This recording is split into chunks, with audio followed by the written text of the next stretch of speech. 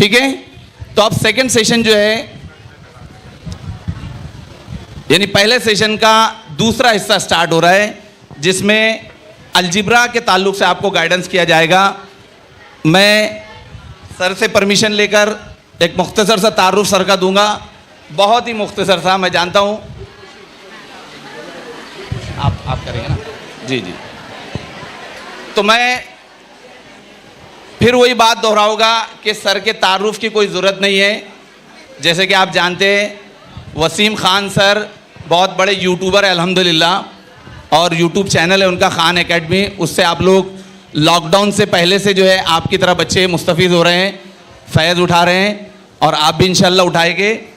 Wasim Khan sir का मैं बहुत ज़्यादा नहीं बोलूँगा सर के ताल्लुक़ से, दो ही बातें कि सर मैथमेटिक्स से एमएससी किया है सर ने, और सर एक बेहतरीन टीचर होने के साथ साथ उतने ही अच्छे इंसान हैं, इसीलिए आप लोगों की मोहब्बतें उनको इतनी मिलती है। बहुत कामयाब यूट्यूबर हैं। मैं सिर्फ 4 लाइन सर की नज़र करूँगा, चलेगा जी? तो मैं सर के लिए 4 लाइन पेश करता हूँ कि सभी नग़मे हर वक्त गाए नहीं जाते, सभी नग़मे हर वक्त गाए नहीं जाते, सभी लोग महफिल में बुलाए नहीं जाते, कुछ लोग पास रहकर भी याद नहीं आते, कुछ लोग दूर रहकर भी भुलाए नहीं जाते। तो सर कभी भुलाए नहीं जाएंगे, वो चाहे कल्याण में रहे या ना रहे, आप घर पर रहे, एग्जाम हॉल में रहे, क्लास में रहे, सर को आप कभी नहीं भूलेंगे इंशाल्लाह। मैं शौकत सर से दरख्वास्त करता हूँ कि वसीम ख़ान सर की खिदमत में गुलाहे अकीदत पेश करें। हमारे बीच मैंने इससे पहले कहा कि इलियास खान सर मौजूद है।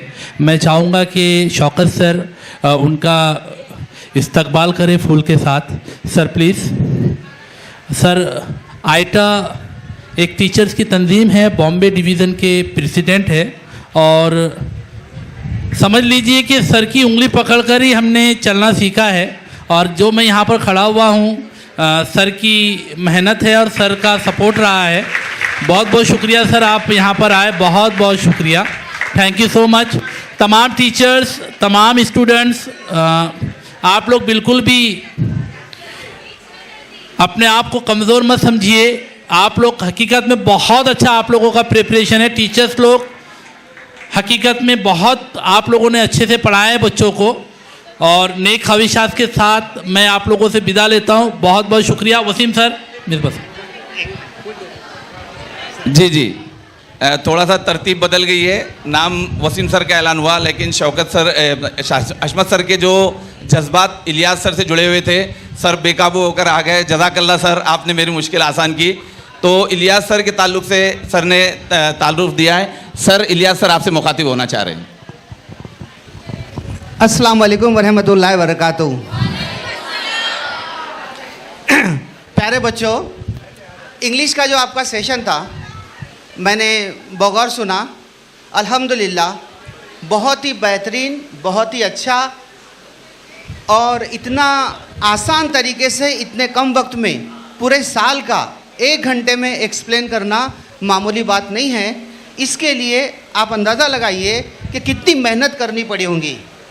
इसी तरह से अल्लाह की ज़ात से उम्मीद है कि आप लोगों को जो है सब समझ में आया होगा। इस पर अमल कीजिए, पढ़ाई कीजिए, और लड़कों से, बॉयज़ से रिक्वेस्ट है कि प्लीज़ कीप क्वाइट। बेटा ये बार बार मौका नहीं मिलता है। जितना आप समझेंगे, जितना आप समझ के लेंगे, उतने आपके मार्क्स। ये आपको अभी एहसास नहीं है बेटा, प्लीज़ बॉयज़, आपको इसका अभी अंदाज़ नहीं है। आप अंदाज़ा भी नहीं लगा सकते कि ये कितना इम्पोर्टेंट सेशन है। सभी आज का दिन आपके पूरे साल की जो पढ़ाई है उसका निचोड़ है। एक एक मास आपका कीमती है। समझ में आया बेटा? और जज़ाकल्लाह सर। मैं शौकत सर से दरख्वास्त करूँगा कि वसीम ख़ान सर की खिदमत में गुलाहे अकीदत पेश करें।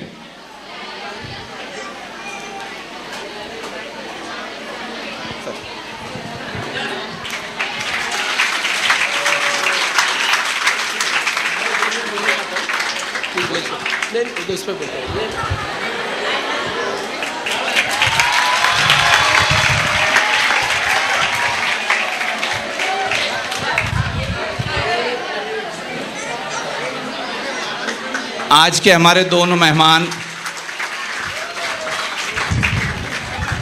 सर ये मंजर देख के मुझे दो लाइन याद आ रही कि ऐ फूल मेरे फूल को ये फूल तो देना, ऐ फूल मेरे फूल को ये फूल तो देना, कहना कि तेरे फूल ने ये फूल दिया है।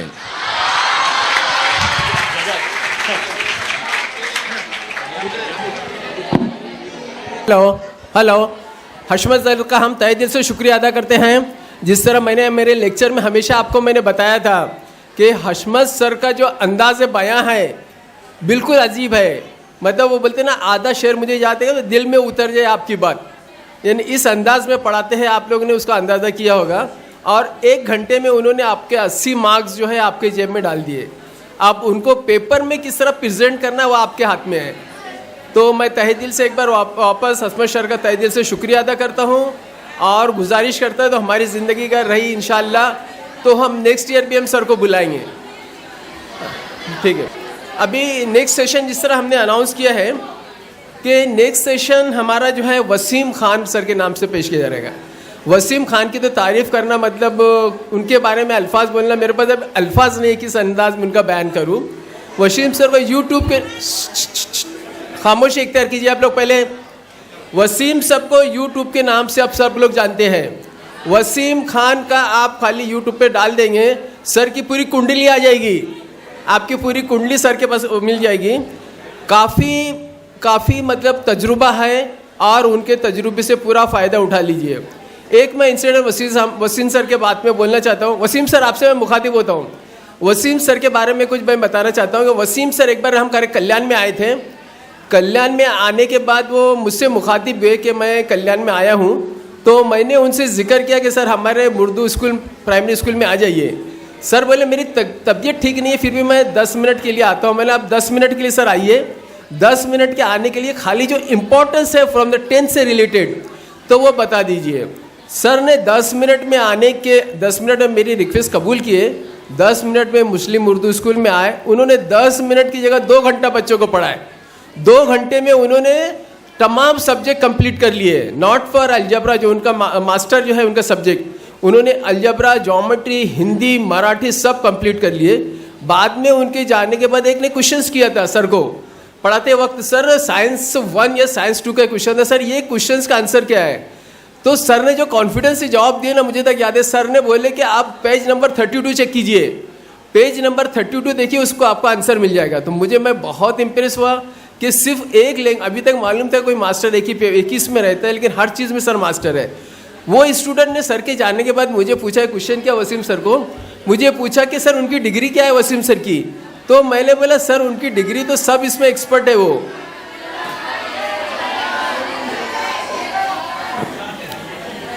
सर सब सब्जेक्ट में एक्सपर्ट है। तो वो मुझे बोल रहा था, उसका बोलने का अंदाज था। 1 मिनट आपने सुन लीजिए पूरी बात। वो मुझे स्टूडेंट बोल रहा था कि मुझे वसीम सर के जैसा बनना है। तो वसीम सर के बनने के लिए मतलब मेरी दुआएं आपके साथ हैं। अल्लाह आपको वसीम के सर के जैसा ज़रूर बनाए। आप ज़ोर से आमीन बोलिए।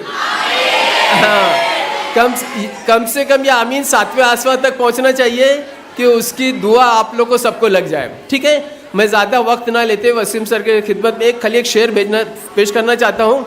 वो जो स्टूडेंट से रिलेटेड है, वो स्टूडेंट इतना अप्रिशिएट हुआ तो मुझे उस वक्त शेर लिख के सर के लिए शेर लिखा मैंने। ध्यान से सुनिए जरा।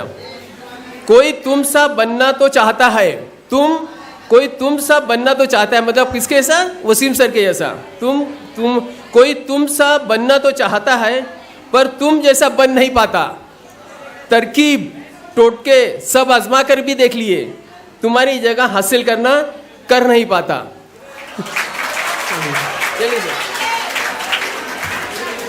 सर को पूरा कोऑपरेट कीजिए जिस तरह आपने हशमत सर को कोऑपरेट किया। ऐसा नहीं कि सेकंड लेक्चर है, आप पूरा कोऑपरेट कीजिए। इसके बाद हम एक सेकंड मुन्नवर सर आने वाले हैं, मराठी का लेक्चर लेने वाले हैं। फर्स्ट सेशन हम ब्रेक कर देंगे, उसके बाद हम लंच लेंगे। बराए मेहरबानी मैं बार बार रिक्वेस्ट करता हूं कि आप फिश मार्केट मत बनाइए। ताली दोनों हाथ से बजती है। जिस तरह हशमत सर को आपने कोऑपरेट किए, वैसे ही कोऑपरेट वसीम सर को भी कीजिए। अल्लाह हाफिज़। अस्सलामु अलैकुम रहमतुल्लाहि व बरकातुहू। मुझे उम्मीद है कि आप पूरा नज़्म नस्क बनाए रखेंगे, क्योंकि हम जिस निस्बत से यहाँ मौजूद है हम चाहते हैं कि वो पाए तकमील तक पहुँचे। समझ में आई बात? मेरी रिक्वेस्ट है ख़ास करके लड़कों से कि भाई थोड़ा सा आप अगर ज़्यादा नहीं, देखो मेरा पास अभी टाइम 12 साढ़े 12 तक है, जिसमें हम अलजबरा के ताल्लुक़ से या अलजबरा के नुक्ते नज़र से देखेंगे कि हमारे ज़्यादा से ज़्यादा मार्क्स हमको वहाँ कैसे मिल सकते हैं। और इंशाअल्लाह आज के सेशन में जो चीज़ यहाँ प्रेजेंट होगी वो आपको बोर्ड इम्तिहान में दिखाई दे सकता है। तो आपका कंसंट्रेशन लेवल कहाँ जाना चाहिए? पीक लेवल पे। इसके लिए बराए करम ध्यान दीजिए, इस नेक काम की शुरुआत है ना दुआओं के साथ। तंजीम वालिदैन कल्याण यूनिट के सदर जनाब अतर फाल्के तशरीफ लाए हैं, लिहाजा मैं सर को गुजारिश करूंगा कि वो स्टेज पर आए। जनाब अतर फाल्के साहब, तालियों से सर का स्वागत कीजिए।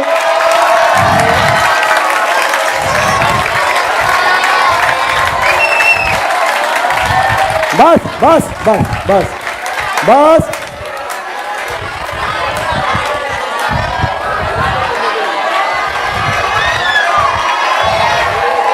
बस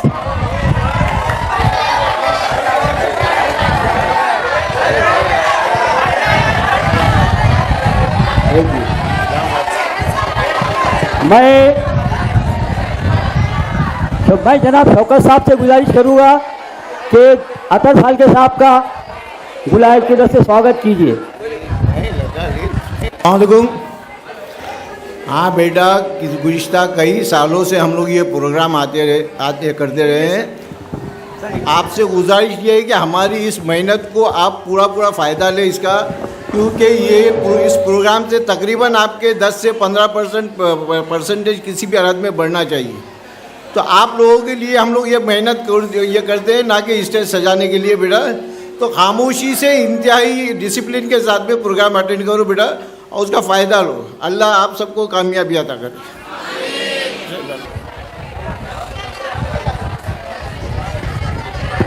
बिस्मिल्लाहिर्रहमानिर्रहीम। रब्बी इश्रह ली सदरी व यस्सिर ली अमरी वहल्लुक़्तम मिन लिसानी यफ़क़हू क़ौली।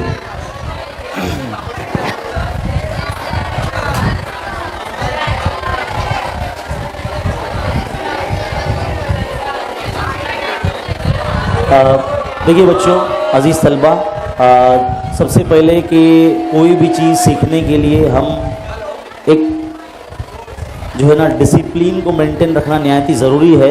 और हमारे पास वक्त कम है और चीज़ें बहुत सारी कवर करना है। मैं चाहता हूं कि आज आप इस जगह पर मौजूद है और जिस निस्बत से मौजूद है और जिस चीज़ के लिए हम यहाँ हाजिर हुए हैं वो आपका जो है उसका में फ़ायदा होना चाहिए। तो जो भी चीज़ें आपको यहाँ बताई जाएगी उसको आप लिखेंगे इंशाल्लाह। थोड़ा सा छोटा सा क्वेश्चन सेशन भी रखेंगे जिसमें आप लोगों से सवालात किए जाएंगे, है ना। तो इल्म रियाज़ी हिस्सा अव्वल। अब मुझे ये बताइए, आप में से कितने बच्चे 40 आउट ऑफ 40 मार्क्स ला सकते हैं? आप में से ऐसे कितने बच्चे हैं जो 40 में से 40 मार्क्स हासिल कर सकते हैं?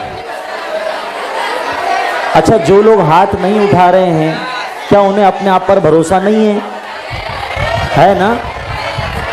तो सबके हाथ उठना चाहिए।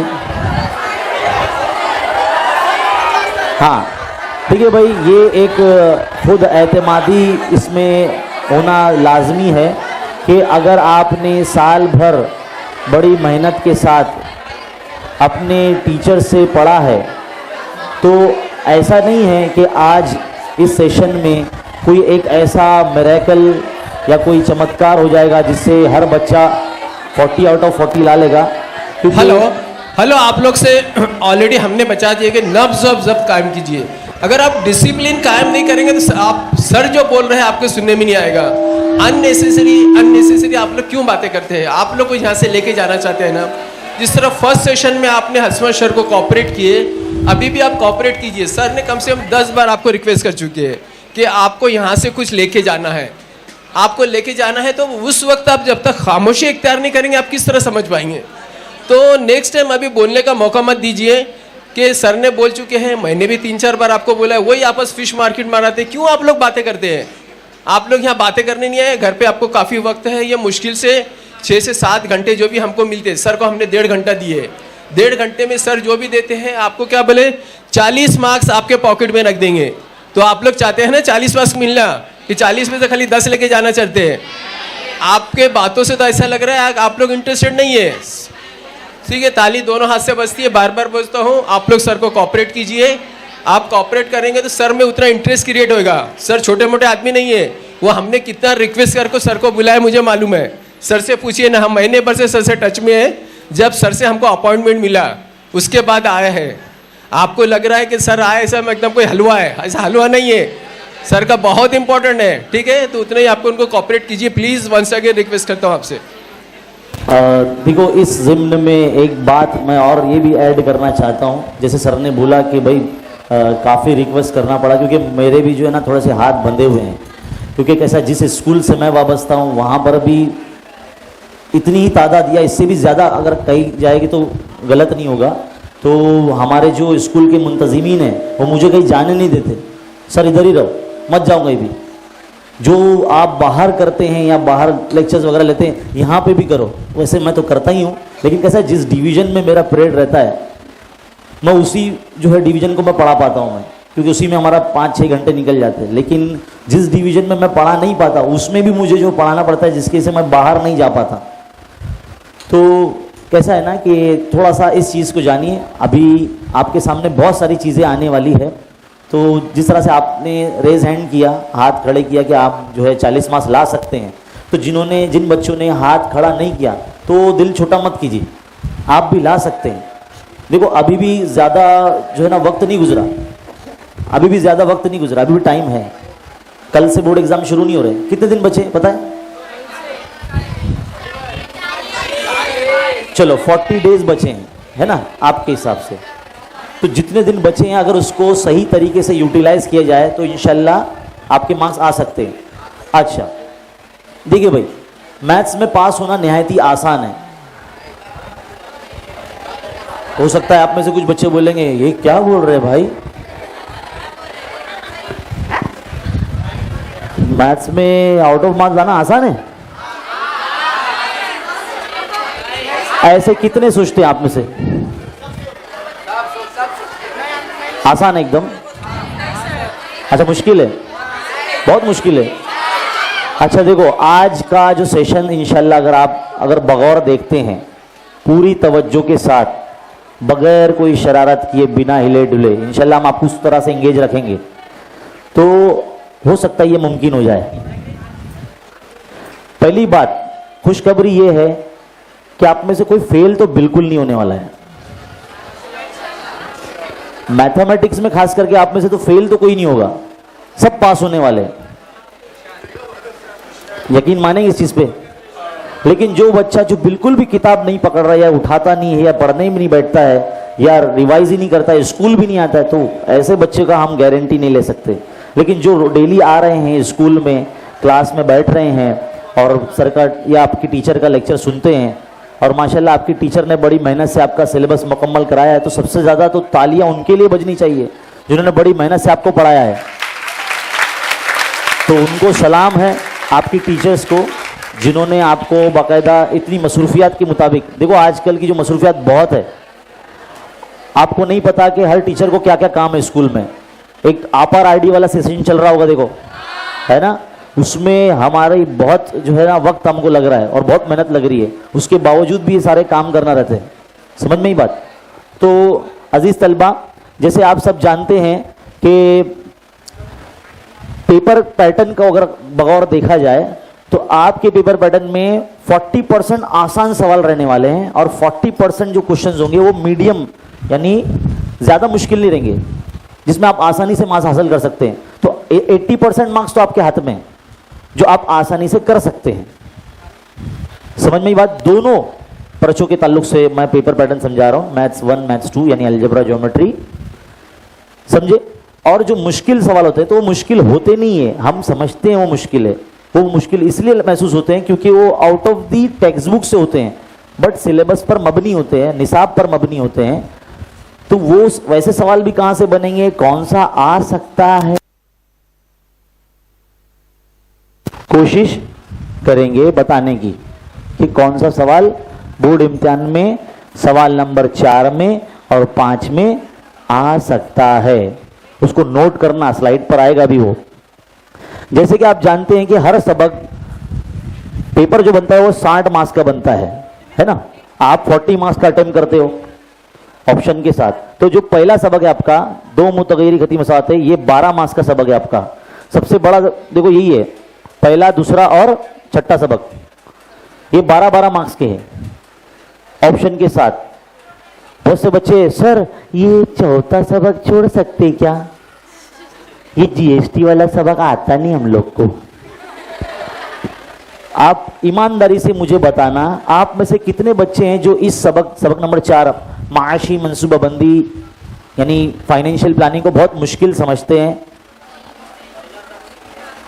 1 2 3 4 5 6 7 8 9 10 11 12 13 14 15 16 17, बाप रे बाप। अच्छा, मतलब माशाल्लाह बाकी लोग जो है आसान समझते हैं, बहुत अच्छी बात है। एक बात बोलूं,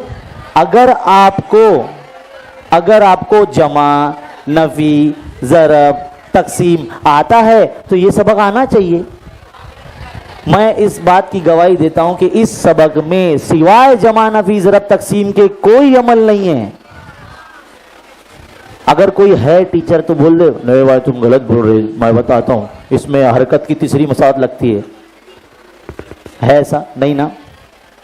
बड़ा ही निहायती आसान सबक है। हाँ, उसमें ज़रा 2 मजमुआ सलात है, 4A 4B, जिसके से हम लोग सोचते हैं कि बहुत बड़ा सबक है, कब पढ़ेंगे। बहुत आसान है बेटा, निहायती आसान है, आखिरी लेवल का आसान है। ऐसा समझो कि आप जो है ना आसानी से उसमें 8 मार्क्स पूरे कवर कर सकते हैं। एक बात बता दूं मैं, सबक नंबर 4 से बड़ा सवाल बोर्ड इम्तिहान में बन रहा है, बन चुका है। पेपर तो बन गए ना, अब बस 21 फरवरी से जो एग्जाम शुरू होंगे तब वो आपके सामने आना शुरू होंगे। पेपर बन चुके हैं, एक सील लिफाफे में बंद है और एक लॉकर के अंदर क्लोज है। वो उसी दिन निकलेंगे जिस दिन पेपर शुरू होगा। समझ में आ रही बात? तो बड़ा सवाल इस सबक से बन रहा है। सर तुमको कैसा मालूम? एक चीज होती है उसको कहते हैं एक्सपीरियंस, तजर्बा, एनालिसिस। पिछले जितने भी अगर गुज़िश्ता सालों के पर्चे आप देखेंगे उसमें इस सबक से बड़ा सवाल इम्तिहान में रहता ही है और पहले और दूसरे सबक से भी रहता है।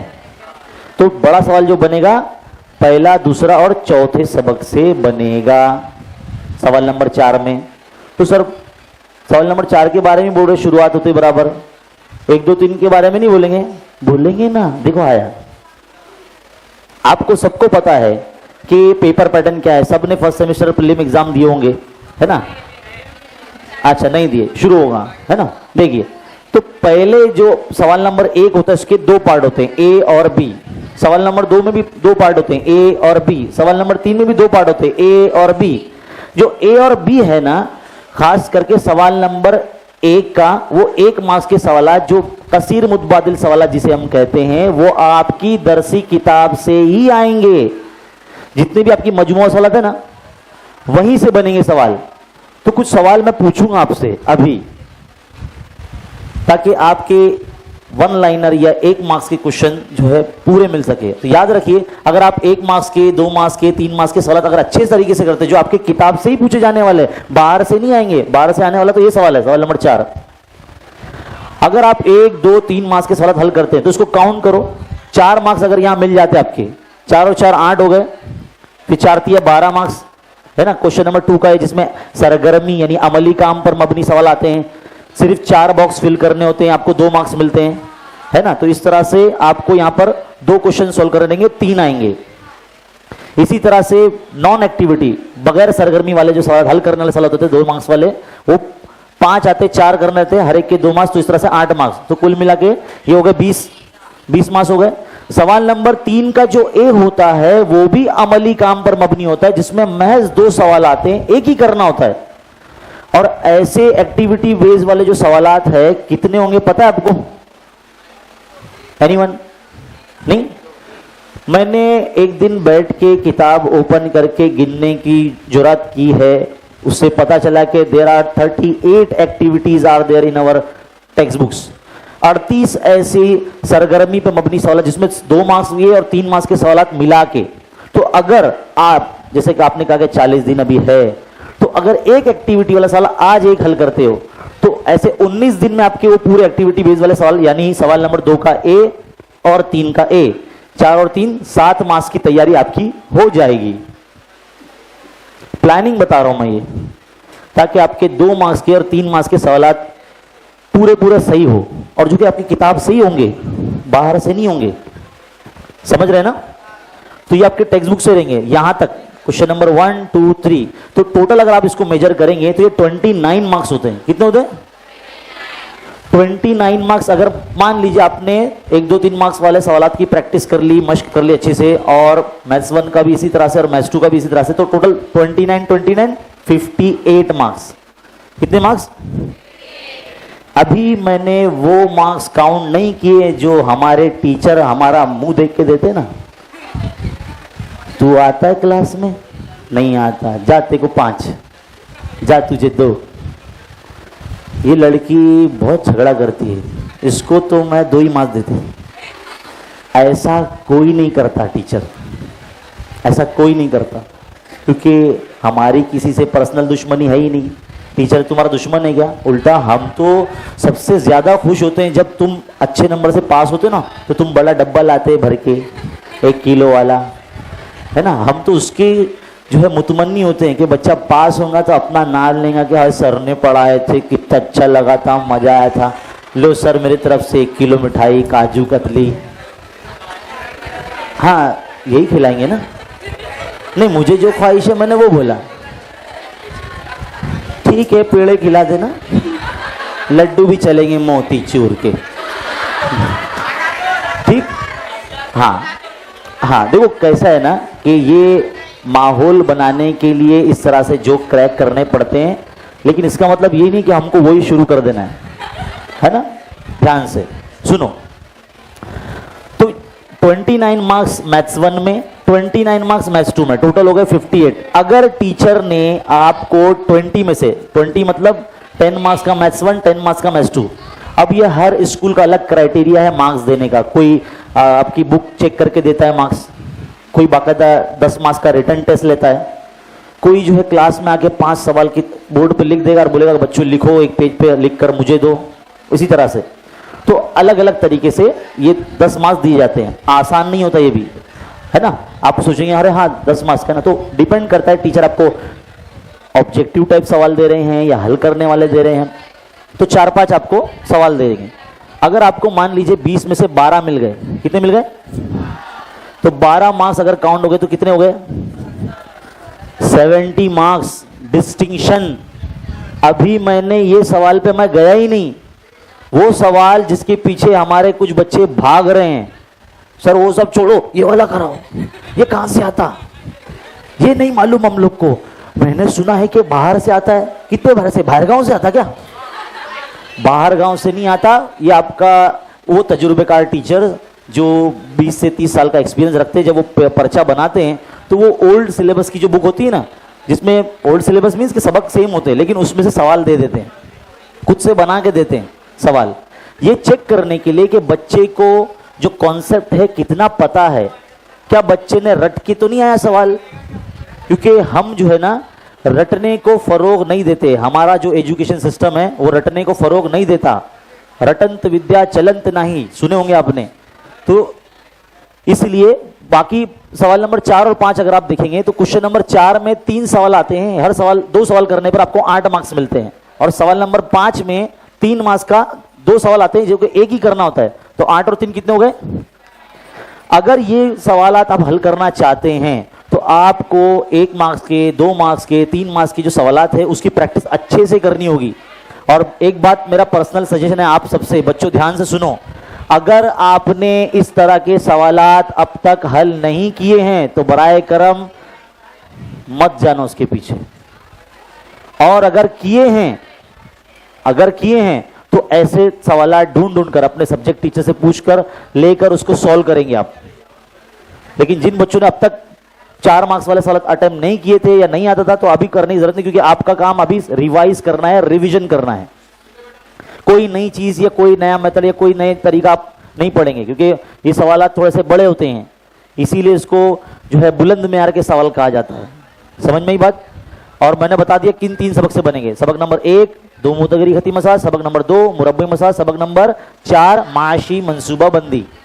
ठीक, अब जैसे कि मैंने कहा था, देखो आपके सामने किस तरह के सवाल सवाल नंबर 5 में आ सकते हैं। आपने सवाल नंबर 5 के अगर मैं बारे में बता रहा हूं मैं, आपने जुग्राफिया में नक्शे वाला सवाल हल किए होंगे। सवाल नंबर 4 नक्शे में देख के जवाब देना, कितना अच्छा है ना।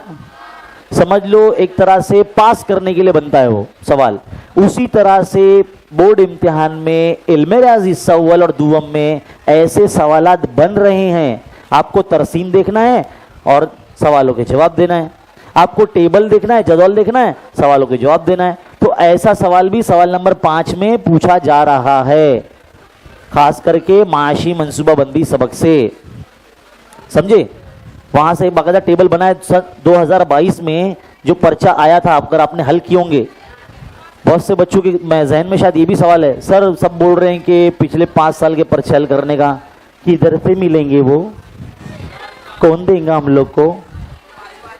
एक बच्चियाँ जो है वो हमसे कांटेक्ट करके पूछे, सर वो कैसे मिलेंगे।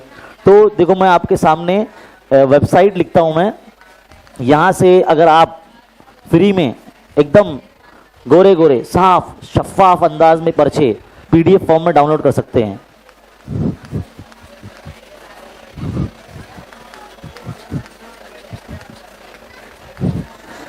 https://khansacademy.in ये खान्स अकेडमी की ऑफिशियल वेबसाइट है, जहां पर जितने भी 2020 से पर्चे आपको हल करने, 2020 से लेके, उससे पहले के 19 के मत हल करना।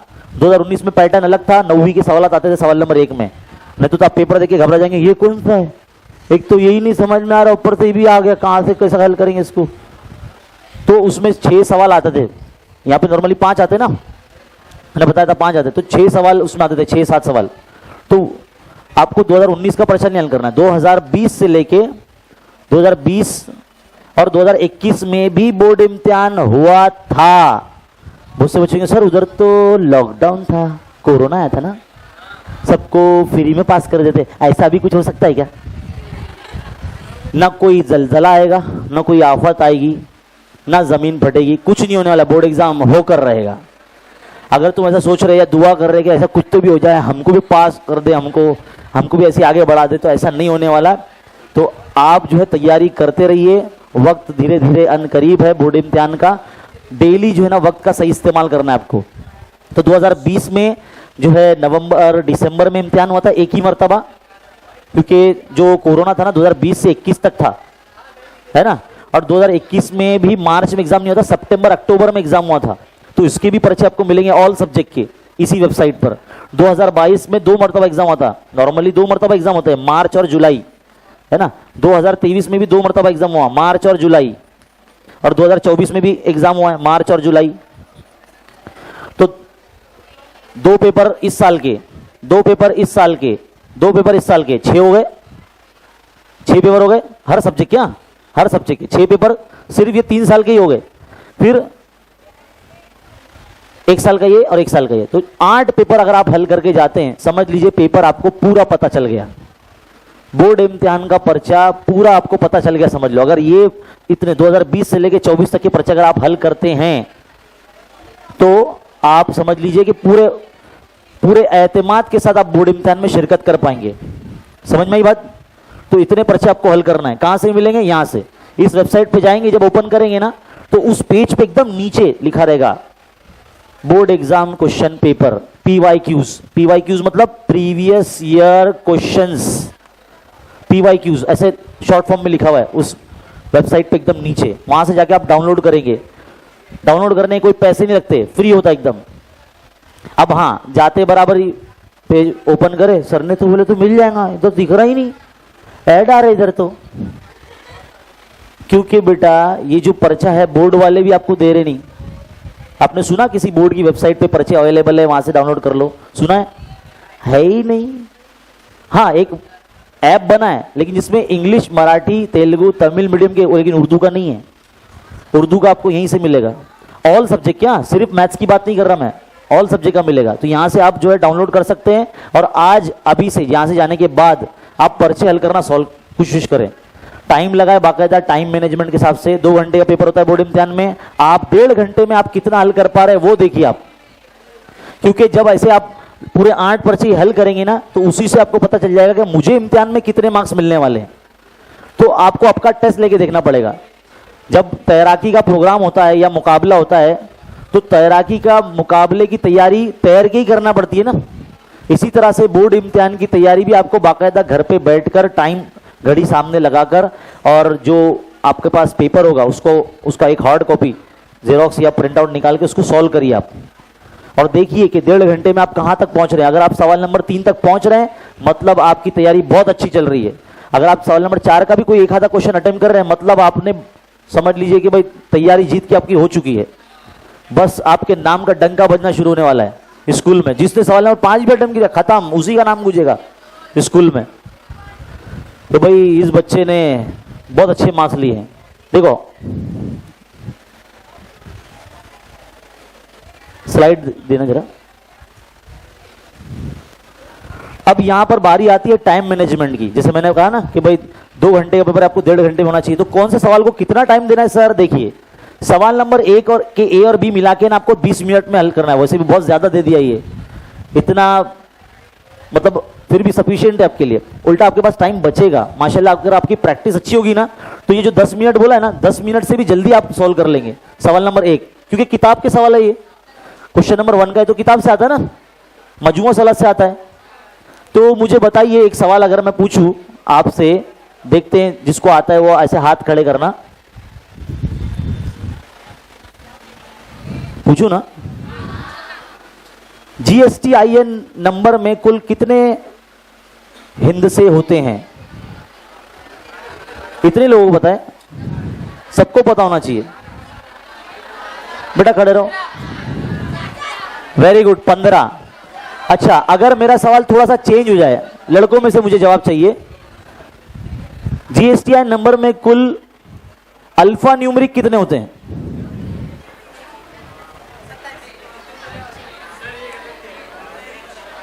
क्यों बेटा? उतना ही है अल्फा न्यूमेरिक 15। सवाल पूछने का अंदाज अलग था मेरा। अब मैं पूछूंगा कि how many 10 digit are there in GSTIN, मतलब कितने 10 डिजिट होते हैं GSTIN नंबर में? Very good, 10। क्योंकि इस सवालों को बाकायदा पिछले बोर्ड इम्तिहानों में पूछा गया है, पूछा जा चुका है। अच्छा, एक और सवाल, आपका फेवरेट सवाल होगा वो।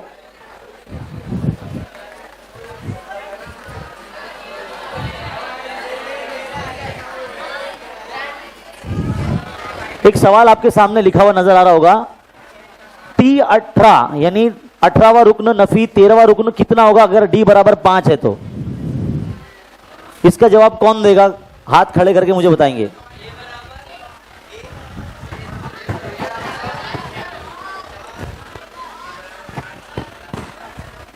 एक ही बच्ची खड़े थे बेटा।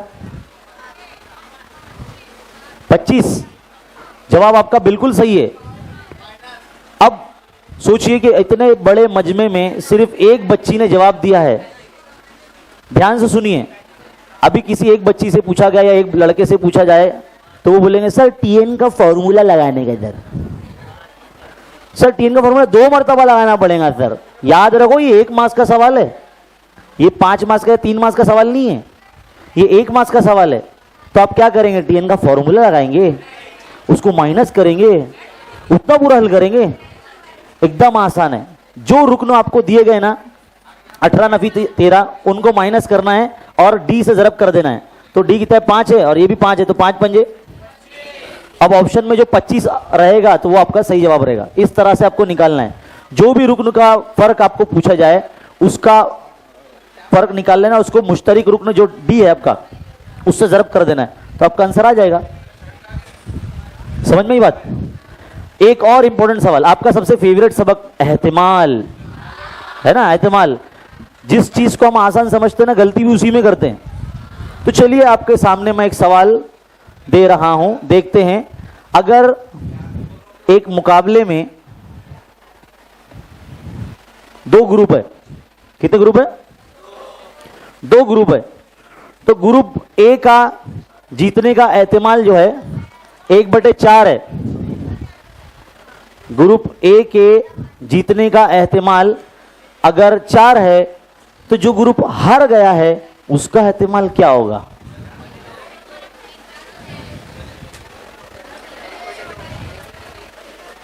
सवाल समझ में आया? याद रखिए, ये जो सवाल मैं बोल रहा हूं ना, ये आपका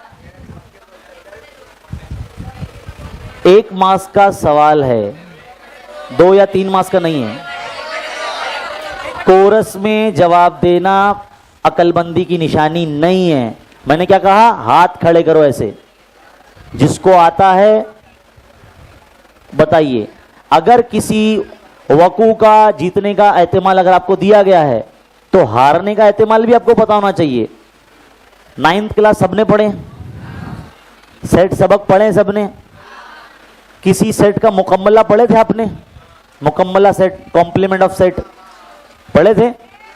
उसमें हम क्या करते थे, किसी भी सेट का मुकम्मला मालूम करने के लिए यूनिवर्सल सेट यानी इज्तिमाई सेट में से उस ए सेट के नंबर को निकाल देते थे, जो बचता था वो मुकम्मला सेट में आता था। तो यहां पर सर क्या करेंगे, तो भाई अगर पी ऑफ ए जो है वो जीतने वालों का एहतिमाल है, तो पी ऑफ ए डैश क्या होगा? हारने वालों का एहतिमाल होगा। तो क्या करेंगे आप, 1 में से इस एहतिमाल को नफी कर देंगे, 1 में से माइनस करेंगे तो 1/2 आएगा। ये 1/4 है, 1/4 है, कितना आएगा फिर? जैसे 5वीं क्लास में आप एक नातिक अदद में से, एक मस्बत अदद में से एक नातिक अदद नफी करते थे, तो कैसे करते थे आप? तिरछी तरफ 4 का नफी 1/4, 4 में से गया 3/4। हारने वालों का एहतिमाल है। ये सवाल बोर्ड इम्तिहान में आ सकता है, इसके लिए इसको लिखेंगे, ज़हन नशीन रखेंगे कि अगर किसी वक़्वे का एहतिमाल जो कि जीते हुई बच्चों का एहतिमाल है 1/4, तो हारने वाले बच्चों का एहतिमाल क्या होगा? इसको घुमा के पूछ सकता है कि एक क्लास के में मौजूद 100 बच्चे हैं, 100 में से समझ लो अगर 50 बच्चे या 75 बच्चे पास हो गए, तो उनका एहतिमाल कैसा निकालेंगे आप? जाहिर सी बात है, जितनी तादाद है उनको तकसीम करेंगे टोटल से, 75/100 है ना। उसको फ्रैक्शन को सॉल्व करेंगे, जो आंसर आएगा वो आपका पास वालों का होगा। तो फेल वालों को कैसा मालूम करेंगे? 1 में से माइनस कर देना। और इस सबक से एक बहुत important fill in the blanks ये भी आती है कि हम किसी भी वक़्वे का एहतिमाल दर्ज झेल में से बता नहीं सकते। अब आप मुझे बताइए, ऐसा कौन सा तरीका है जिसको हम बता नहीं सकते? किसी भी वक़्वे का एहतिमाल हम बता नहीं सकते। हमने बटे में कसर में दिखाना देखा, कसर में हम दिखा सकते हैं, फीसद में हम दिखा सकते हैं, इवन कि हम अशरी सूरत में यानी आशारिया में भी बता सकते हैं। तो फिर इस सवाल का जवाब क्या होगा? बेटा कसर बोल दिया मैंने। किसी भी जजर, वेरी गुड, खड़े रहे बेटा। चश्मा, हाँ ये चश्मा जो लड़की ने जो पहनी है ना, इस बच्ची ने जवाब दिया है कि भाई वो वक़्वा जिसका एहतिमाल, किसी भी वक़्वे का एहतिमाल 1 से ज्यादा नहीं होगा, यानी 1.5 नहीं होगा। इस बच्ची के लिए तो तालियां बनती है। बढ़ जाइए बेटा, वेरी गुड, यानी तैयारी हो चुकी है जीत की, समझिए। तो देखो, किसी भी वक़्वे का एहतिमाल 1 से ज्यादा नहीं होगा, 0 और 1 के दरमियान में ही होता है, 0 से 1 के दरमियान में होता है। ये बात आप हमेशा याद रखेंगे। किसी भी वक़्वे का एहतिमाल 0 और 1 के दरमियान में ही होता है, 1 से ज्यादा नहीं होता है। तो आजकल सवाल उल्टे पूछे जा रहे हैं कि इनमें से क्या जवाब नहीं है। अब तक तो आपको पूछा था कि इसमें से दर्जे में से क्या आएगा, हल तो आप हल करके मालूम कर लेते थे, लेकिन अब पूछा जा रहा है कि क्या नहीं है। तो आपको इस तरह से जो एक से ज़्यादा रहेगा किसी का भाई इस्तेमाल, वो आपका जवाब नहीं होगा, और जो गलत पूछा गया वही आपको जवाब देना है, क्योंकि उसमें सवाल में नहीं बोला रहेगा। समझ में आई बात? तो इस तरह के स्लाइड, तो इस तरह से आपको सवाल हल करने पड़ेंगे, और उसको आपको 10 से 20 मिनट समझ लो दिया गया। यहाँ पर 4-4 सवाल रहेंगे, एक एक मार्क्स वाले सवाल, सब किताब से ही रहने वाले हैं। ठीक, सवाल नंबर 2 में एक्टिविटी बेस्ड वाले क्वेश्चंस, जो कि आपकी किताब में 38 है, मैंने बता दिया। ढूंढ ढूंढ के आप पेंसिल से सॉल्व करेंगे, है ना। सारे बॉक्स फिल करने थे, जिसमें 4 बॉक्स फिल करना है वो 2 मार्क्स के लिए, जिसमें 6 बॉक्स फिल करना हो वो 3 मार्क्स में आपके आएंगे। टोटल 38 क्वेश्चन है, याद रखिए आपकी किताब में। ठीक,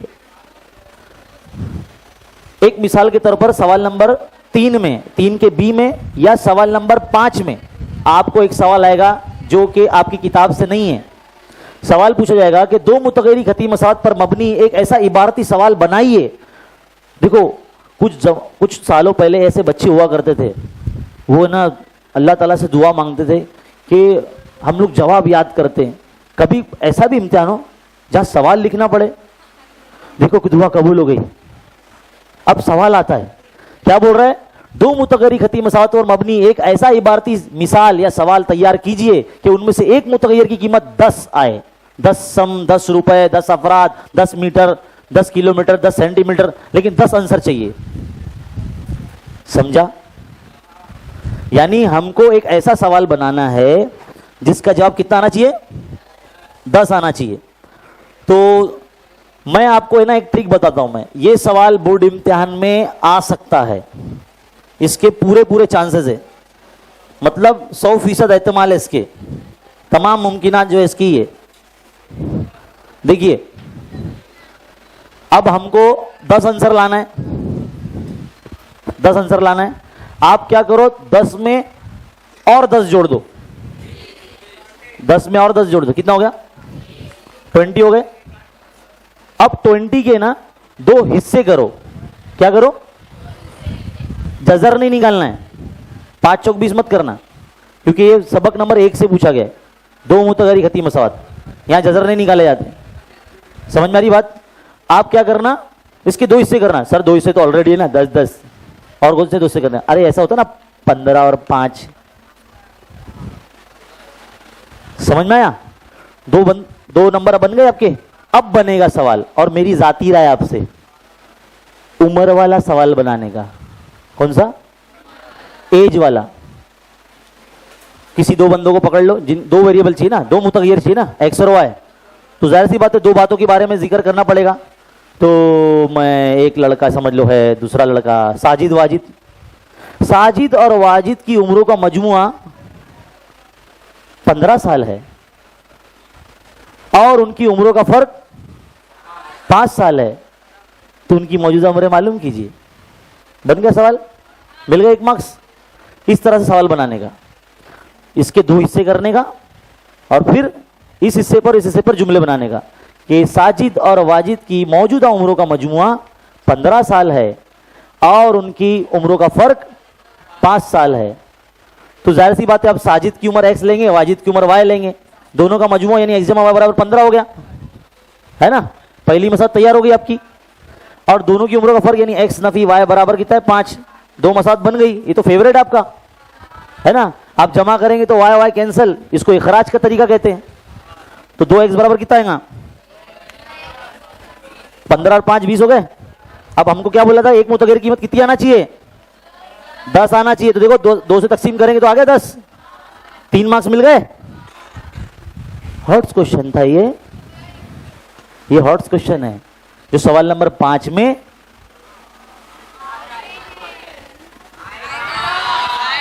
इसके लिए थोड़ा सा इसको ज़हन नशीन रखो, इसको लिखो। यहां पर मैं आपके सामने सवाल लिख देता हूं मैं, है ना।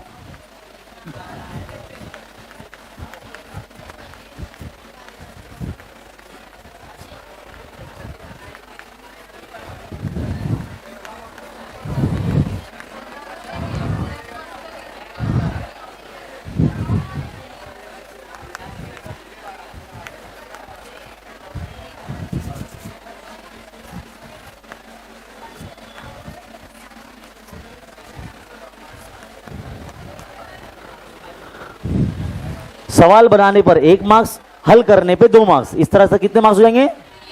तो देखो सवाल नंबर जो हमारा कितना था,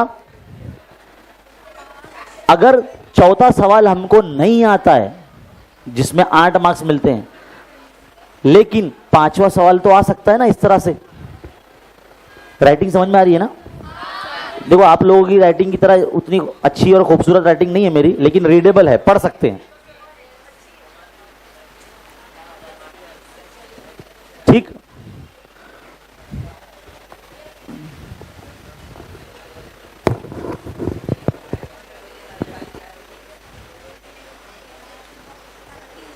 इसी तरह का एक सवाल सबक नंबर 2 से यानी मुरब्बई मसावात से भी बनता है कि मुरब्बई मसावत पर मबनी एक ऐसी मिसाल तैयार कीजिए या एक ऐसा इबारती सवाल तैयार कीजिए कि उसमें मुतगय्यर की कीमत आपको 5, 10 या कुछ भी नंबर दे सकता है।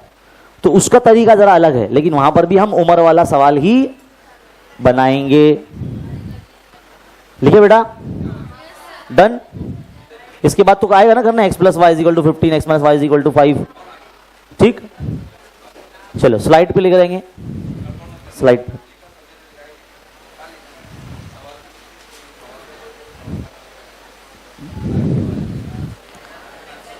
मुरब्बा कालिब पे सवाल आता है इम्तिहान में। आपको कोई मुरब्बा कालिब दे देगा और बोलेगा कि इसका दर्जा लिखिए, तो आप क्या लिखेंगे? अरे वाह, बच्ची ने बोले बगैर जवाब दे दी, सर दर्जा 2 कैसे हुआ इसका बेटा? अब बता दो, एक्सप्लेनेशन दे दो। चलो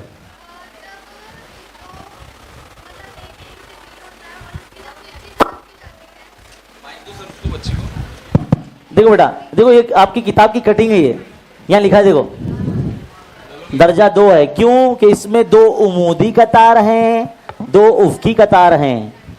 और ये कैसे बनते हैं? ABCD क्या है बेटा? मुतगय्यर, अल्फाबेट, ज़रीब। ज़रीब है बेटा, ज़रीब। आपकी जो मसावत होती है ना पहले सबक की, 2 मुतगय्यर खती मसावत है, उसमें x और y के ज़रीब है ये ABCD, समझे? हाँ बैठ जा बेटा।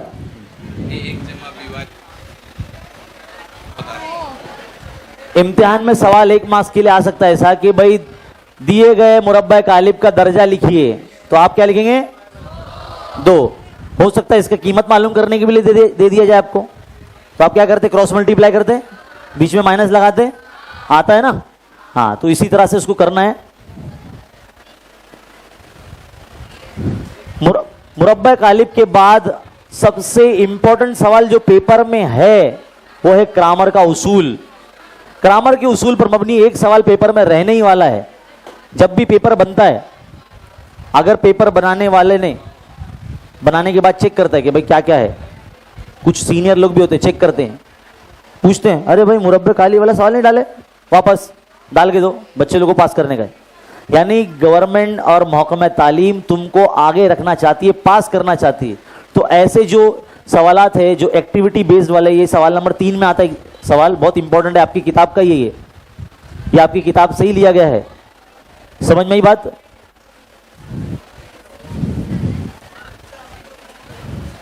इसी तरह के जो सवाल है ये ग्रामर के उसूल से नहीं होगा, ये बेटा सॉल्व करना पड़ेगा। सवाल नंबर 3 के ए में ये सवाल आज तक कभी बना नहीं है, तो मैं क्यों बता रहा हूं यहां पर, यानी यस, तो उसकी तैयारी कीजिए। पहले तो जो भी आपको मसावात, जो खती मसावात नहीं दी गई, तो पहले उसको खती मसावात बनाएंगे आप, ऐसा फर्ज करेंगे। उसके बाद 2 मसावात बनने के बाद उसको जरीबों को यकसा करके इखराज के तरीके से हल करेंगे। क्योंकि ये 3 मार्क्स का है, एक्टिविटी बेस्ड वाला है, सिर्फ बॉक्सेस फिल करने आपको, तो साइड में आपको रफ वर्क करना पड़ेगा। जब आपको आंसर शीट मिल जाती है, 20 पेजेस की होती है बेटा, वो 20 पेजेस की होती है, तो 20वें पेजेस पे आपको ऊपर रफ वर्क लिखना होगा। रफ वर्क जहां आप लिखेंगे वहां पर आप इस तरह से साइड में उन दोनों मसाइल को हल करके एम और एन की कीमत मालूम करके यहां लिख सकते हैं। तो सर ये एक्टिविटी बॉक्स पूरा ऐसा ही लिखने का कि पूरा हल करने का? बेटा जैसे दिख रहा है ना सवाल पर्चे में, वैसे ही आपको लिखना है। और लिखने के बाद आप बॉक्स बनाएंगे पेन से या पेंसिल से। यही चीज में तो गुमराही तुम्हारी दूर करने के लिए आया हूं मैं। बहुत से बच्चों के अंदर कंफ्यूजन है कि भाई सर पेंसिल से बनाएंगे तो मार्क्स कट जाएंगे क्या? बिल्कुल नहीं। पिछले साल की बात है, हमारे जो है हरदिल अजीज दोस्त है नफीस सर जी, जो फारूक सत्तार उमर हाई स्कूल में पढ़ाते हैं, उनकी कोशिशों से बाकायदा ये मुमकिन हुआ। उन्होंने कहा कि भाई बच्चे जब इस तरह से पेन से बनाते तो पेपर गंदा हो जाता है, एक्टिविटी बनाते कभी छोटा बना दिया कभी बड़ा बना दिया तो उससे मवाद थोड़ा सा बाहर निकल जाता है, वो बेढब लगता है, खराब लगता है, तो उसमें बच्चे फिर काट छाट करते हैं, ओवर राइटिंग करते हैं, जिससे उनका इंप्रेशन डाउन हो जाता है। तो इनको इजाजत दी जाए कि बच्चे पेंसिल से भी अगर बनाएं, एक्टिविटी बॉक्स, शजरी खाके, रवा खाके की बात कर रहा हूं मैं जो है अशकाल की बात नहीं कर रहा, साइंस वाले जो रवा खाके जो वेब डायग्राम्स होते हैं उनको अगर आप पेंसिल से बनाते हैं तो आपके मार्क्स नहीं कटेंगे बेटा। तो इस चीज से आप बेफिक्र हो जाइए। लेकिन लिखने के बाद आप बॉक्स बनाना, लिखने के बाद बॉक्स बनाना, है ना। नहीं तो बोलेंगे सर इसका एम का वैल्यू बहुत ऐसा बटे में आ रहा है, तो बॉक्स इतना छोटा सा है, तो बॉक्स थोड़ा सा लंबा बना देने का। समझ में ही बात। आप नॉर्मली कसर ऐसे लिखते हैं ना 1/4, तो बॉक्स ऐसा बनेगा ना, तो थोड़ा सा बॉक्स थोड़ा सा लंबा बना देने का। समझ में ही बात। तो ये छोटी छोटी बातें जो तुमको पता होना जरूरी है। फिर उसके बाद इस तरह का सवाल पेपर में 110% रह सकता है। आपकी अभी जो प्री बोर्ड एग्जाम होंगे यानी प्रीलिम्स एग्जाम होंगे उसमें भी पूछा जाएगा आपको कि सवाल नंबर 5 में ही पूछा जा रहा है, कुछ आपको बयानात दिए जाते हैं, उसको रियाजियाती सूरत देनी होती है। आपकी किताब का यही है, मैं सलीम हूं मेरी उम्र x साल है, मैं सलीमा हूं मेरी उम्र y साल है। तो ये जो कुछ 3 बयान दिए गए हैं, सबसे आसान वाला बयान तो यही वाला है, बाजू वाला। हम दोनों की मौजूदा उम्र 25 साल है, तो x जमा y 25 है ना। इसी तरह से थोड़ा सा इसको मैनिपुलेट करके दिया जाएगा कि 5 साल पहले या 3 साल पहले, यहां देखो लिखा है 4 साल पहले। 4 साल पहले यानी दोनों छोटे होंगे, दोनों की उम्र में से 4 साल माइनस करना पड़ेगा ना, क्योंकि जमाने माजी की बात की जा रही है। तो x - 4 और y - 4 क्या बोला गया, सलीम की उम्र सलीमा की उम्र सलीम की उम्र से 3 साल कम थी। ये लिखने आपको आना चाहिए। 4 साल पहले तो दोनों की उम्र में से 4 साल माइनस होगा, लेकिन जो सलीमा की उम्र है यानी y - 4 वो क्या हो जाएगी, वो सलीम की उम्र से 3 साल कम, तो उसमें से और 3 माइनस करना पड़ेगा, तो यानी x - 7 = y - 4 हो जाएगा। वो ऐसा बनेगी मसावत। ये मसावत आपको बनाने आना चाहिए। ये बहुत इंपॉर्टेंट जो है सवाल है जो आपके इम्तिहान में आपको नजर आ सकता है। फिर यहां बोला गया है कि सलीम की मौजूदा उम्र सलीमा की मौजूदा उम्र के दुगने से 8 साल कम है। तो सलीम कौन है, x है, सलीमा कौन है, y है। तो सलीम की जो उम्र है सलीमा की उम्र के दुगने से 8 साल कम है, यानी 8 माइनस कर दो। तो ऐसी मसावत यहां लिखनी रहेगी। तो पहले मसावत लिखेंगे, देन फिर आप बॉक्स बनाएंगे पेन से या पेंसिल से। समझ में ही बात। ये सवाल नंबर 2 में या 3 में आपको आ सकता है। ऐसे ही सवाल आपको पूछे जाएंगे।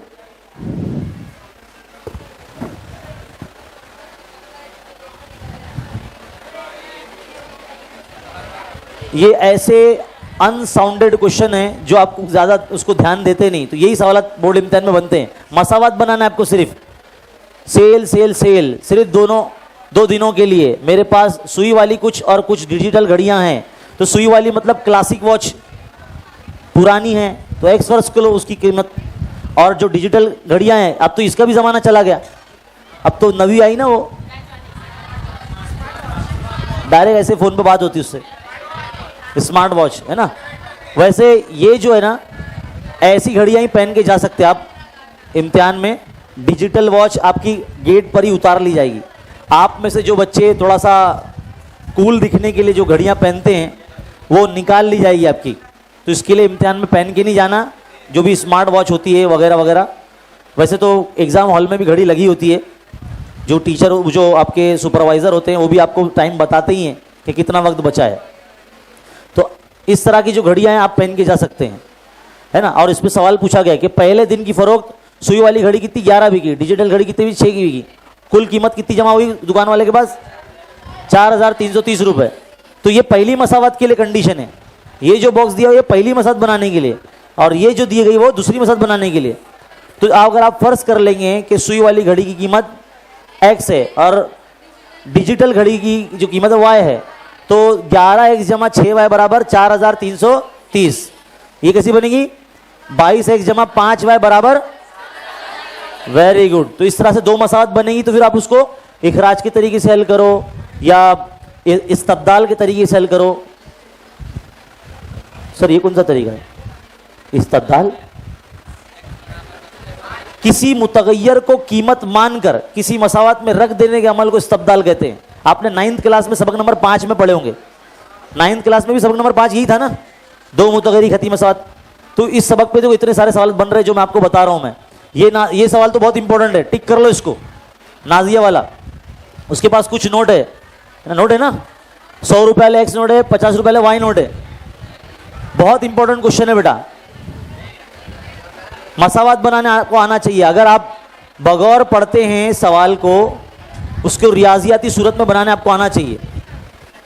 तो 100 रुपए वाली नोट एक्स फर्ज कर लो, देखो यहाँ पे लिखा हुआ भी थी, और 50 रुपए वाली नोट को वाई फर्ज कर लो। तो पहली मसावत क्या बोला उसने? नाजिया को आबिद ने मुंदरजा बाला नोटों की सूरत में 2500 रुपए दिए, तो 100x plus 50y is equal to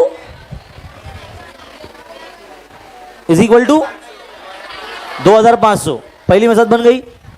अब उसने बोला है कि आबिद ने इन नोटों की तादाद में आपस में तब्दीली कर दी, यानी 100 रुपए के एक्स नोट थे ना, अब 100 रुपए के उसने वाई नोट दिया और 50 रुपए के अब एक्स नोट दे दिया, यानी नंबर बदल दो। तो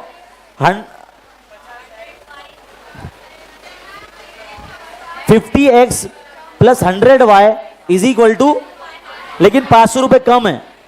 क्या बोला उसने कि तब्दीली करके रकम दी हुई तो 500 रुपए कम होते, तो इसमें से 500 कम कर दो, तो इक्वल में कितना आएगा? दो मसावत बन गई। अब उसके बाद आप मुरब्बा कालिफ से हल करो, उसको इखराज के तरीके से हल करो, आपकी मर्जी, आंसर सेम आएगा, आंसर सेम आएगा। अब बारी आती है हमारे सबक नंबर 2 में, जब हम बढ़ते हैं आगे। जो हमारा सबक नंबर 2 है, मुरब्बई मसावत, सबको पता है इसकी मियारी सूरत क्या है ना, पहचानने के लिए भी आता है। एग्जाम में एक सवाल आने वाला है पहचानने के लिए, कि पहचानिए कि मुंदरज झेल में से कौन सी मसावत मुरब्बई मसावत नहीं है। उल्टे ज्यादा सवाल पूछे जा रहे हैं आजकल। तो जिसका दर्जा 2 नहीं होगा वो मसावत, और जिसका मुतगय्यर का दर्जा 2 रहेगा वो रहेगी। अभी एक सवाल आने वाला है, ये सवाल बहुत इंपॉर्टेंट है अमली काम के तौर पर। इस सवाल के बिना पेपर कंप्लीट हो ही नहीं रहा। ऐसे सवाल बोर्ड इम्तिहान में पूछे जा रहे हैं, तो इसको जो है आप टिक करेंगे। के तरीके वाले कुल मिला के आपकी किताब में 8 सवाल है बेटा। कितने? 8 सवाल है।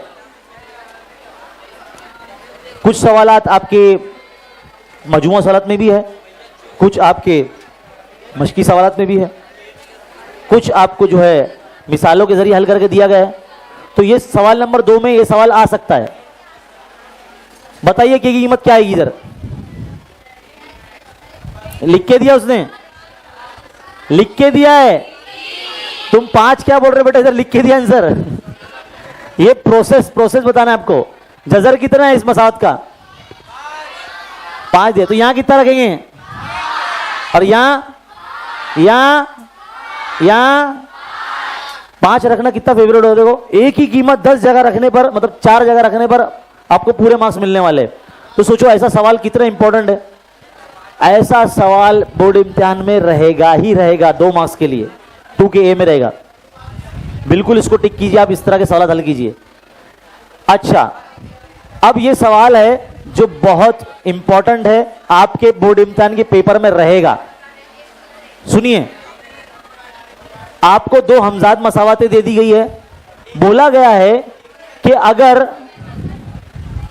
अगर हमजाद मसावतों में एन और बीएम बराबर नहीं है, तो दी हुई हमजाद मसावतें में से मतलब क्या है वो? ए क्या उनका एक मुश्तरिक हल है, बी हल नहीं है, सी लाता हल है, या डी 2 हल है।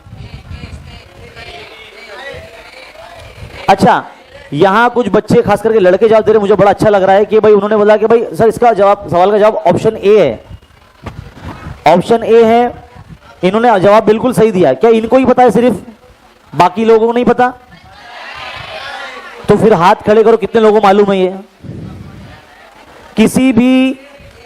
हमजाद मसावातों का, अच्छा हाथ नीचे, लेकिन ये सवाल का जवाब सबको पता होना चाहिए। मैं नहीं चाहता कि ये सवाल अगर आपको इम्तिहान में आए तो इसके मार्क्स छूट जाए आपके। मैं चाहता हूं कि इसके आपको मार्क्स मिले। इसके पीछे एक थियरी है बेटा, अगली स्लाइड में देखेंगे। देखो, मान लीजिए अगर आपको दो हमजाद मसावतें दी गई है, ध्यान से देखेंगे बेटा, है ना, क्योंकि हमको क्या करना है, देखो यहां ध्यान देंगे।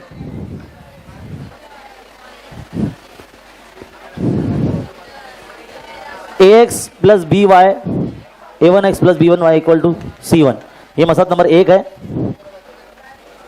a2x plus b2y equal to c2, ये मसला नंबर 2 है। अगर इन दोनों मसावातों के जरीबों का तनासुब बराबर आता है, ध्यान से सुनेंगे, अगर इनके जरीबों का तनासुब बराबर आता है तो कंडीशन अलग होगी, और अगर इन दोनों के जरीबों का तनासुब बराबर नहीं आता है तो उसकी कंडीशन अलग होगी, और अगर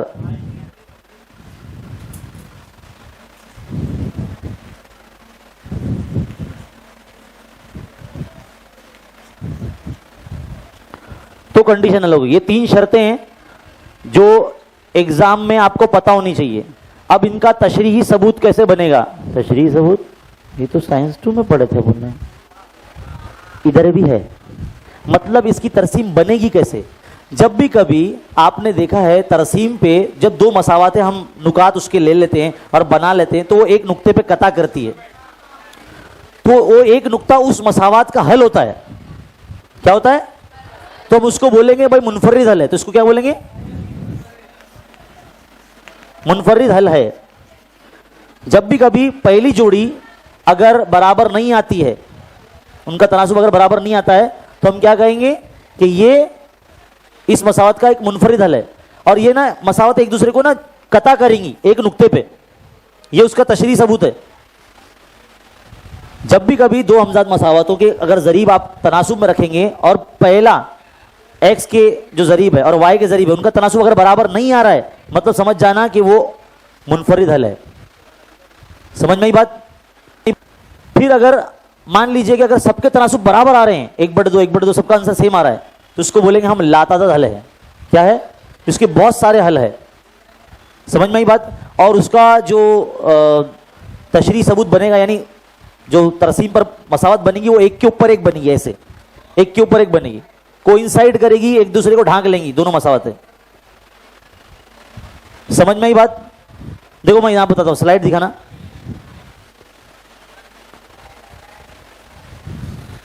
देखिए, जैसे मैंने कहा कि जब तनासुब बराबर आ जाए तो उसको लातादाद हल बोलेंगे, और ये कैसे बनती है? तरसीम पर एक के ऊपर एक बन जाती है, यानी एक दूसरे को मुंतबिक कर लेंगे, कोइंसाइड कर लेंगे, ढांक लेंगे। ये बात, ये कॉन्सेप्ट असल में हमारी ओल्ड बुक में बड़े अच्छे तरीके से दिया गया था।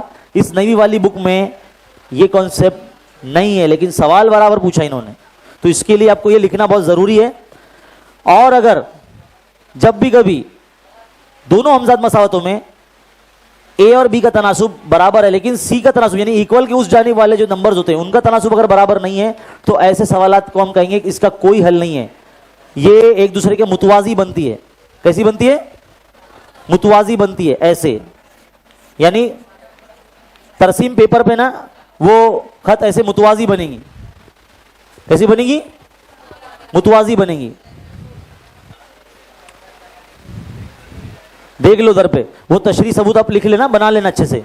इसमें खुतूत एक दूसरे को कता करते हैं, इसमें खुतूत एक के ऊपर एक बन जाते हैं, इसमें खुतूत कता नहीं करते, एक दूसरे के मुतवाजी रहते हैं। ये बहुत इंपॉर्टेंट कॉन्सेप्ट है, इसको लिख लो। अगर आप में से किसी के पास वो नवनीत पब्लिकेशन वाली बुकलेट होगी या 21 होगा, उसमें इसको दिया गया अच्छे तरीके से, वहां से आप देख सकते। लिख लिए? ये पूरा पूरा लिखते मत बैठो बेटा, सिर्फ ये इतना हिस्सा लिखो, इतना लिखो, उर्दू वाला लिखो, और वो बना देना। इसमें ऐसे ऐसे क्रॉस कर दो, ऐसे यानी कता करेंगी खुतूत, यहां पर एक दूसरे के एक के ऊपर एक बना देना, और यहां पर मुतवाजी लाइन बना देना, बस। ये बहुत इंपॉर्टेंट कॉन्सेप्ट है और इसी कॉन्सेप्ट की बुनियाद पर जो है ना आपका ये वाला सवाल हल होगा, ये वाला। अब बताओ जवाब क्या रहेगा। अच्छा, अगर यहां पर वो तीसरा पॉइंट लिखा होता यहां पर, तो क्या रहता? तीसरा वाला तो मुतवाजी आता और उसका कोई हल नहीं होता, है ना। अच्छा, क्या किसी हमज़द मसद के दो हल हो सकते हैं? दो क्या, लाता था हल हमने देखा है, तो ये ऑप्शन नहीं हो सकता, है ना। आगे बढ़ते हैं। देखो ऐसा सवाल इम्तिहान में आता है, देखो, तरसीमी कागज का इस्तेमाल करके दी गई मालूमात की मदद से एक शक्ल बनाइए। आपको सिर्फ इतना सा सवाल दे दिया जाएगा एग्जाम में, 3 मार्क्स का सवाल है ये, सिर्फ सवाल दे दिया जाएगा और तरसीमी कागज पे आपको बनाना रहेगा। ये पॉइंट जो भी आपको दिए गए ना, बोलेगा खत ए बी, ऐसा लगेगा कि ज्योमेट्री का सवाल हल कर रहे हैं अलजबरा में। सिर्फ बनाना पड़ेगा आपको तरसीमी कागज पर, नुकात की मदद से खत को बनाओ। ये खत एक दूसरे को कहां कता कर रहे हैं, है ना, उनके नुक्ते तकाते के मौजूद लिखो। तो देखो ये खत ए बी है, ये खत सी डी है, एक दूसरे को यहां कता कर रहे हैं, बस उनके नुक्ते तकाते के मौजूद लिखना है। कितने मार्क्स? 3 मार्क्स। यानी कहीं ना कहीं आसान सवाल पूछे जा रहे हैं कि नहीं जा रहे हैं?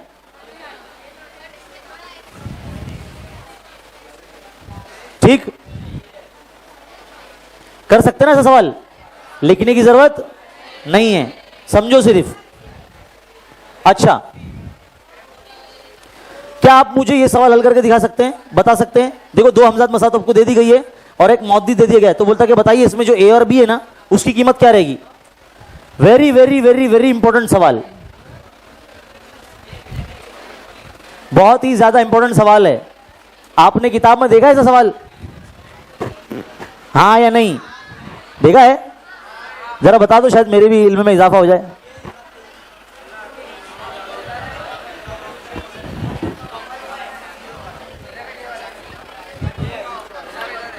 देखो बेटा, इसने बोला कि भाई ये मसावत, ये सवाल है,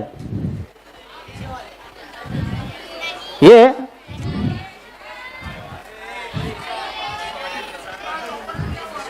बेटा ये एक तरह से इबारती सवाल है और इन्होंने 1.4 की एक मसावत बताई है, गलत हो गया वो। ऐसा सवाल किताब में नहीं है। आपको करना क्या है, आपको जो दोनों मसावत दी गई ना उसको बतौर हमजाद मसावत हल करना है। ये जो आपको मौजूद दिया गया ना 3 कॉमा नफी 1, इसको मानना ये एक्स की कीमत है या वाई की कीमत है। जहां एक्स दिख रहा है वहां पर आप क्या रखेंगे? 3। जहां वाई दिख रहा है वहां पर नफी 1। तो आपकी 2 मसावतें बन जाएंगी। 2 मसावतों को आप फिर जरीबों को यकसा करके हल करेंगे, तब जाके आपको ए और बी की कीमतें मालूम चलेंगी। जो तरीका है ना आपका, वही से वैसे ही हल करना है। बस देखो उसको पूछने का अंदाज देखो कैसा है। हम लोग क्या करते हैं, उजलत में टाइम कम बचता है तो घबराहट के मारे भूल जाते हैं। कभी भी इम्तिहान में घबराना नहीं है। साल भर आपने पढ़ाई की है, इम्तिहानात दिए हैं स्कूल में, काफ़ी सारे पर्चे आप हल करके जा रहे हैं, तो आपको पूरा एतमाद जाना है, अपने आप पे भरोसा करना है। हमारे बच्चे क्या कर रहे हैं, अपने आप पे भरोसा कब करते हैं मालूम है? पढ़ते टाइम। जब पढ़ने बैठते हैं ना तो बुक देख के, हाँ ये भी आता, ये भी आता, हाँ ये भी आता है, ये भी आता है, अरे हाँ पढ़ने की जरूरत नहीं, बंद करो, सो जाओ। मोबाइल निकाले, कभी ना खत्म होने वाली चीज देखते हैं। आज तक किसी ने देखा कि आज मैंने आखिरी रील तक देखा? वो चीज का खात्मा है ही नहीं, क्योंकि अपनी स्कूल के बाहर एक ऐसी दुनिया है जहां पर ऐसे फुकट लोग बैठे हुए जो सिर्फ वीडियो बनाते फालतू, जिनका कोई सर पैर नहीं है, जिससे उनको फायदा है, अपने को है फायदा। लेकिन जो नेक बंदा तुम्हारे लिए काम कर रहा है, तुमको पढ़ा रहा है, तुम उसको देखते, उसकी रील देखते नहीं। जो घर बैठे आप तक, आपकी हथेलियों तक चीजें पहुंचा रहा है, आपका क्या काम है? ऐसी चीजें देखना जिससे अपने को समझने को मिले। अभी जो हशमत सर ने जो राइटिंग स्किल बताई आपको इंग्लिश की, वो पूरा का पूरा मवाद आप फिर से घर जाकर देख सकते हैं। जब वो शदीद बीमार थे, उनको बहुत खांसी थी, और क्योंकि उन्होंने मुझसे वादा कर दिया था कि भाई मैं भी खान्स अकेडमी पे आऊँगा, मुझे भी आना है, तो बोला ठीक है, मैं बोला अब आपका एक सेशन रख देते। तो घर पे आए थे वो, मैंने उस सेशन को रिकॉर्ड किया मैंने, तो उसमें तकरीबन उन्होंने 48 मरतबा खांसे थे। अब वो मुझे इसलिए पता है क्योंकि मैंने एडिटिंग करके उस खांसी को निकाला था मैंने।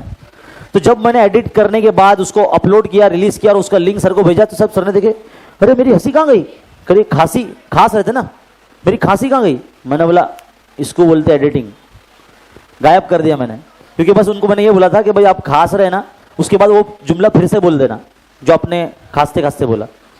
तो फिर मैंने उस चीज़ को निकाल दिया। तो वो चीज़ आप देख सकते हैं घर पर जाके आराम से, बेफिक्र होके, कहीं नहीं गया वो उधर ही है। पिछले साल की बात है, पिछले साल ही हमने रिकॉर्ड किया था। राइटिंग स्किल आप फिर से देख सकते हैं।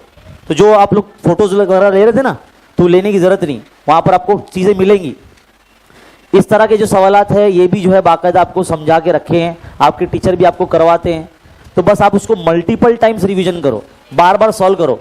अपने आप पे इतना भरोसा मत करते रहा करो पढ़ते वक्त कि भाई हाँ रे आसान है, आ जाएगा।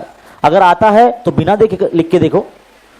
जैसे मैंने कहा ना कि भाई तैराकी का मुकाबले में जाने से पहले खुद तैरना पड़ता है पहले, इसी तरह से इम्तिहान में जाने से पहले खुद एक अपना खुद का इम्तिहान लेना पड़ता है, ताकि पता तो चले हमारा लेवल क्या है, हमारा कितना हम जो है कर सकते हैं, यानी कितने पानी में, बोलते ना कि हम कितने पानी में अभी, और या हमको और कितनी जो है मेहनत करने की ज़रूरत है।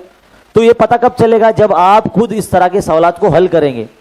तो ये जो सवाल आपके सामने इस वक्त जो दिया गया है, ये आपके किताब का सवाल नहीं है, लेकिन 2019 में ये सवाल पूछा गया था।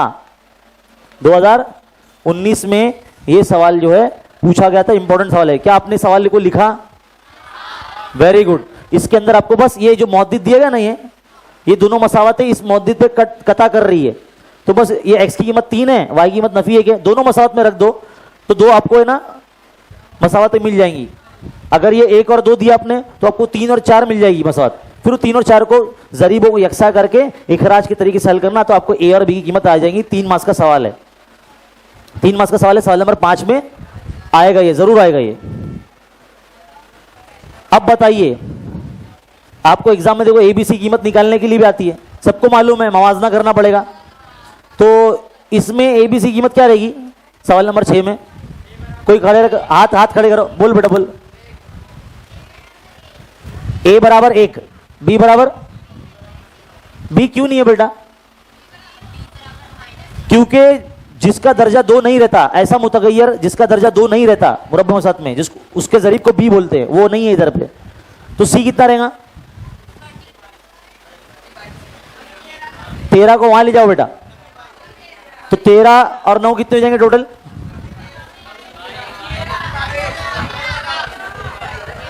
नफी। तो इसको सिंप्लीफाई करना पड़ेगा, इसको यहां ले जाएंगे आप, तो 13 भी माइनस में जाएगा, 13 और 9 फिर वो आपका सी बन जाएगा, लेकिन माइनस में बनेगा वो। समझ में आई बात? तो ये सवाल जो है आपके इम्तिहान में पूछे जाएंगे। अच्छा, इसका क्या ये मुरब्बा मसात है? ये वाली ये है, ये है, ये नहीं है। क्यों नहीं है? दर्जा 2 है ना, देखो खती मसावत नहीं है। वेरी गुड, खती मसावत नहीं है। अगर खती बनाने जाएंगे, ये वाई हटाने जाएंगे तो वाई से ज़रब करना पड़ेगा, तो वाई क्यों हो जाएगा? ये तो मुरब्बे मसावत है ना, कसीर रुकनी नहीं है। वैसे कसीर रुकनी किस्म है, लेकिन 2 दर्जे वाली मसावत होना चाहिए, तो ये कुव्वत 3 हो जाएगी। इसके लिए हम जो है इसको मुरब्बा मसावत नहीं मानेंगे। अच्छा, ये वाली है क्या मुरब्बा मसावत? क्योंकि दर्जा 3 आ गया ना। इस तरीके के आपको जो है ना सवालात कुछ पूछे जाएंगे। अब देखो, ये सवाल बोर्ड एग्जाम में रहने वाला सवाल, आपको पता ना डिस्क्रिमिनेंट मुमय्यज ममीज मालूम करते हम लोग। समोसा बराबर b² - 4ac, समोसे से भूख लग गई है ना, तो b² - 4ac आपके ममीज की जो है कीमत है। इसी से हम नौयत भी मालूम कर सकते हैं। तो मुझे बताइए, आप में से जिसको आंसर आता है वो खड़े रह के मुझे, मतलब हाथ खड़े करना, सिर्फ मैं चुनूंगा आप लोगों से। चलिए बताइए,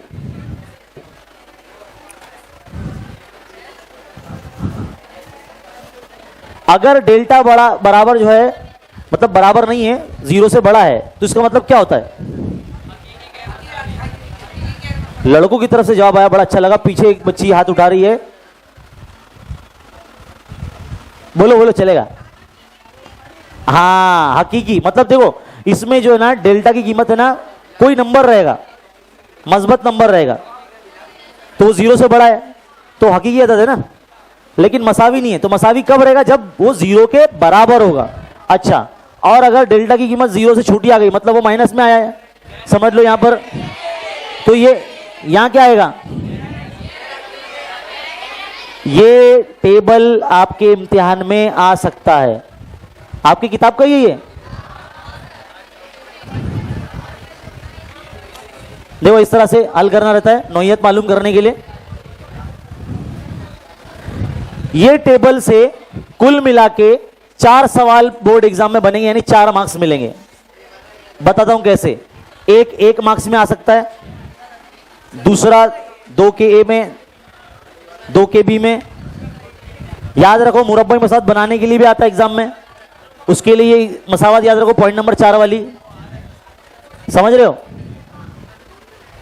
जाब्ते का तरीका भी आपके टीचर ने आपको पढ़ाया है, आपके सर ने आपको पढ़ाया है। श्रीधर आचार्य का जाब्ता है -b plus minus root b square minus 4ac upon 2a। इसको ये बोलते क्या? नहीं मालूम था? कोई बात नहीं, है ना। तो देखो यहां पर हमारा काम क्या है, अल्फा बीटा क्या होते हैं आपको पता है? अल्फा बीटा 2 जजर होते हैं मुरब्बा मसावत के। अल्फा जमा बीटा की कीमत क्या है? -b upon a।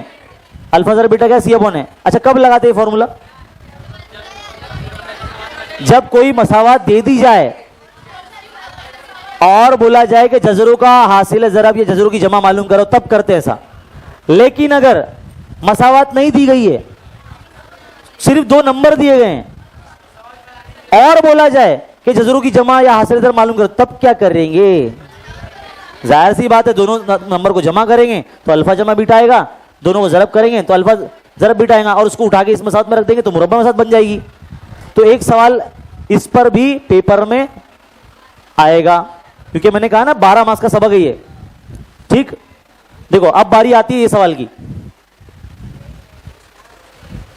सवाल बनाने वाला सवाल नंबर 5 में हॉट्स क्वेश्चन 3 मार्क्स का, मुरब्बा मसावत पर मबनी। लिखेंगे सवाल को, मुरब्बा मसावत पर मबनी एक ऐसी मिसाल तैयार कीजिए कि ऐसा सवाल तैयार कीजिए कि एक उसमें मुतगय्यर की कीमत 20 आनी चाहिए। 20 साल, 20 रुपए, 20 सेंटीमीटर या 20 अफराद, 20 आंसर चाहिए। तो कैसे लाएंगे आप?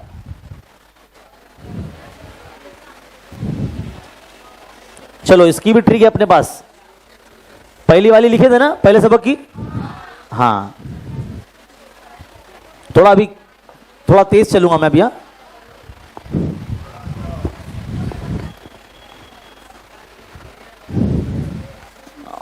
जवाब लाना है आपको 20। जवाब क्या लाना है? अब आपको मुरब्बई मसावत पर सवाल बनाना है। तो जैसे मैंने कहा कि उम्र वाला ही सवाल बनाना है, तो आप है ना जो भी आपको आंसर लाना है ना, आप करो इसका पहले अलामत बदल दो, इसकी प्लस है ना माइनस कर दो, और इसको ज़रब कर दो किसी भी नंबर से। मैं 15 से करता हूं, ठीक है, तुम 5 से करना, कोई बात नहीं, कर सकते। हो सकता है कि आपको मेरे से ज्यादा आसान चीजें आपको पता है ना। हमारे हर दिल अजीज दोस्त और हमारे भाई मुनव्वर मलिक सर इस वक्त हमारे साथ मौजूद है, जिनका अगला जो है पीरियड शुरू होने वाला है, अगला लेक्चर जिनका शुरू होगा, मराठी के ताल्लुक से आपका डर भगाने वाले हैं, और बहुत ज़बरदस्त पीपीटी सर की मौजूद है। इंशाल्लाह आप एंजॉय करेंगे उसको, है ना। फिलहाल अभी अपना टाइम बाकी है, अभी खत्म नहीं हुआ।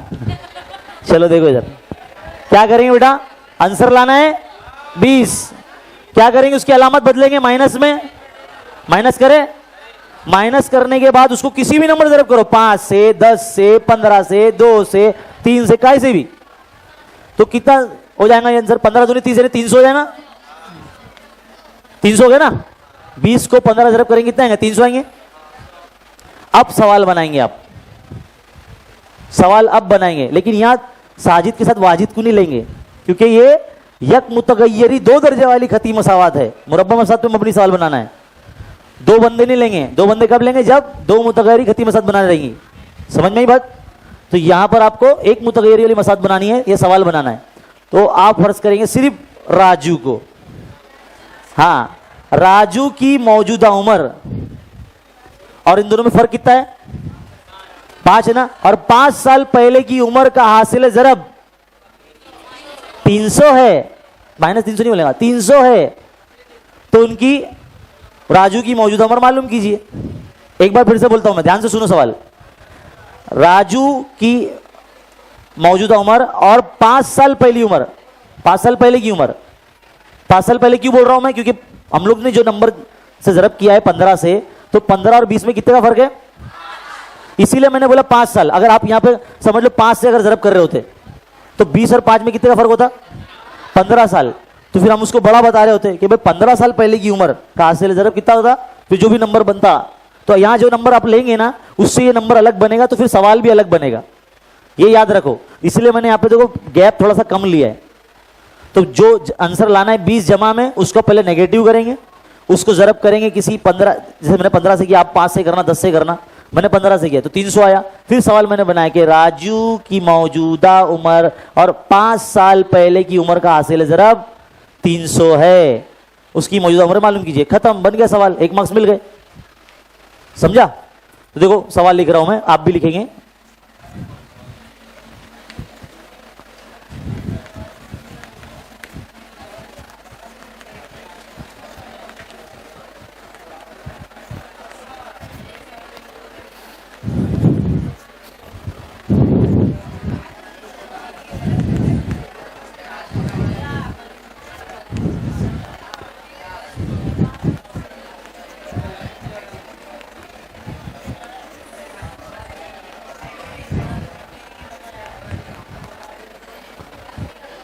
अब जाहिर सी बात है, आपने राजू की उम्र को क्या फर्ज करेंगे आप? x।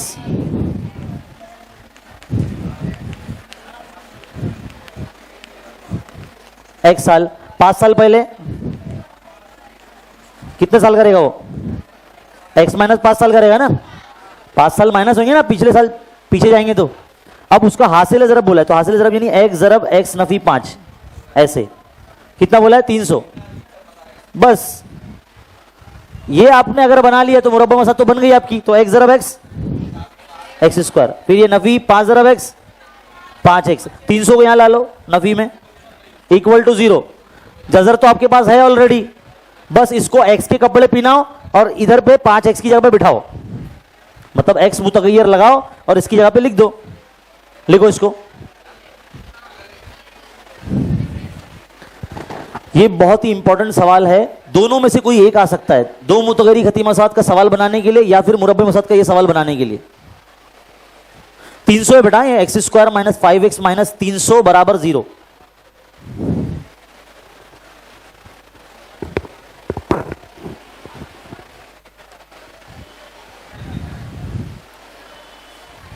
जी पीना है? अच्छा मैं पी लूं, पीता हूं। शुक्रिया, हमारे बारे में इतना सोचने के लिए शुक्रिया, जज़ाकल्लाह। वरना किसी को तो पढ़ी नहीं है, पढ़ाना। ठीक, चलिए।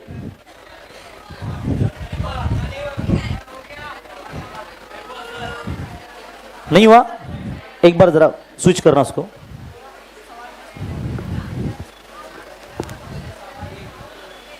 नजर आ रहा है? बस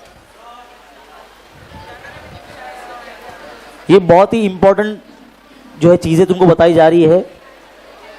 जिस तरह से आपको पहले ही बताया गया था कि आज इस सेशन से आपको 15 से 20% ऐसे सवालात पता चल जाएंगे जो बोर्ड इम्तिहान में आने वाले हैं। तो मैं जो आपको ये बता रहा हूँ ये बिल्कुल इसी तरह से आपको बनाना है। पेपर में आने वाला सवाल है बेटा ये। और हाँ, खुशी के मारे भूल नहीं जाना, हमारे बच्चे क्या करते हैं एग्जाम में जाते फुल एकदम मोटिवेट होके ऐसे आस्तीन खड़े करके जो है पेपर देखते बोले अरे आज तो 40 में से 40 पॉसिबल है। जैसे ही सवाल देखे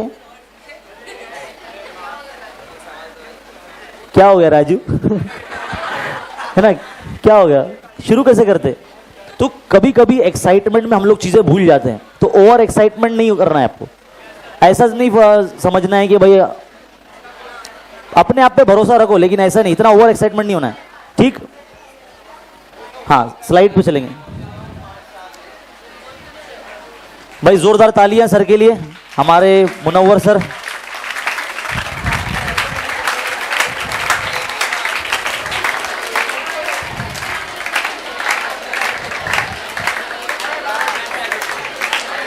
12 से बराबर टाइम पे पहुंच गए।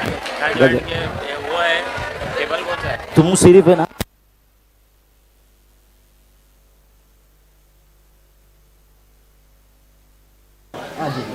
अच्छा वसीम सर कंटिन्यू करेंगे इंशाल्लाह।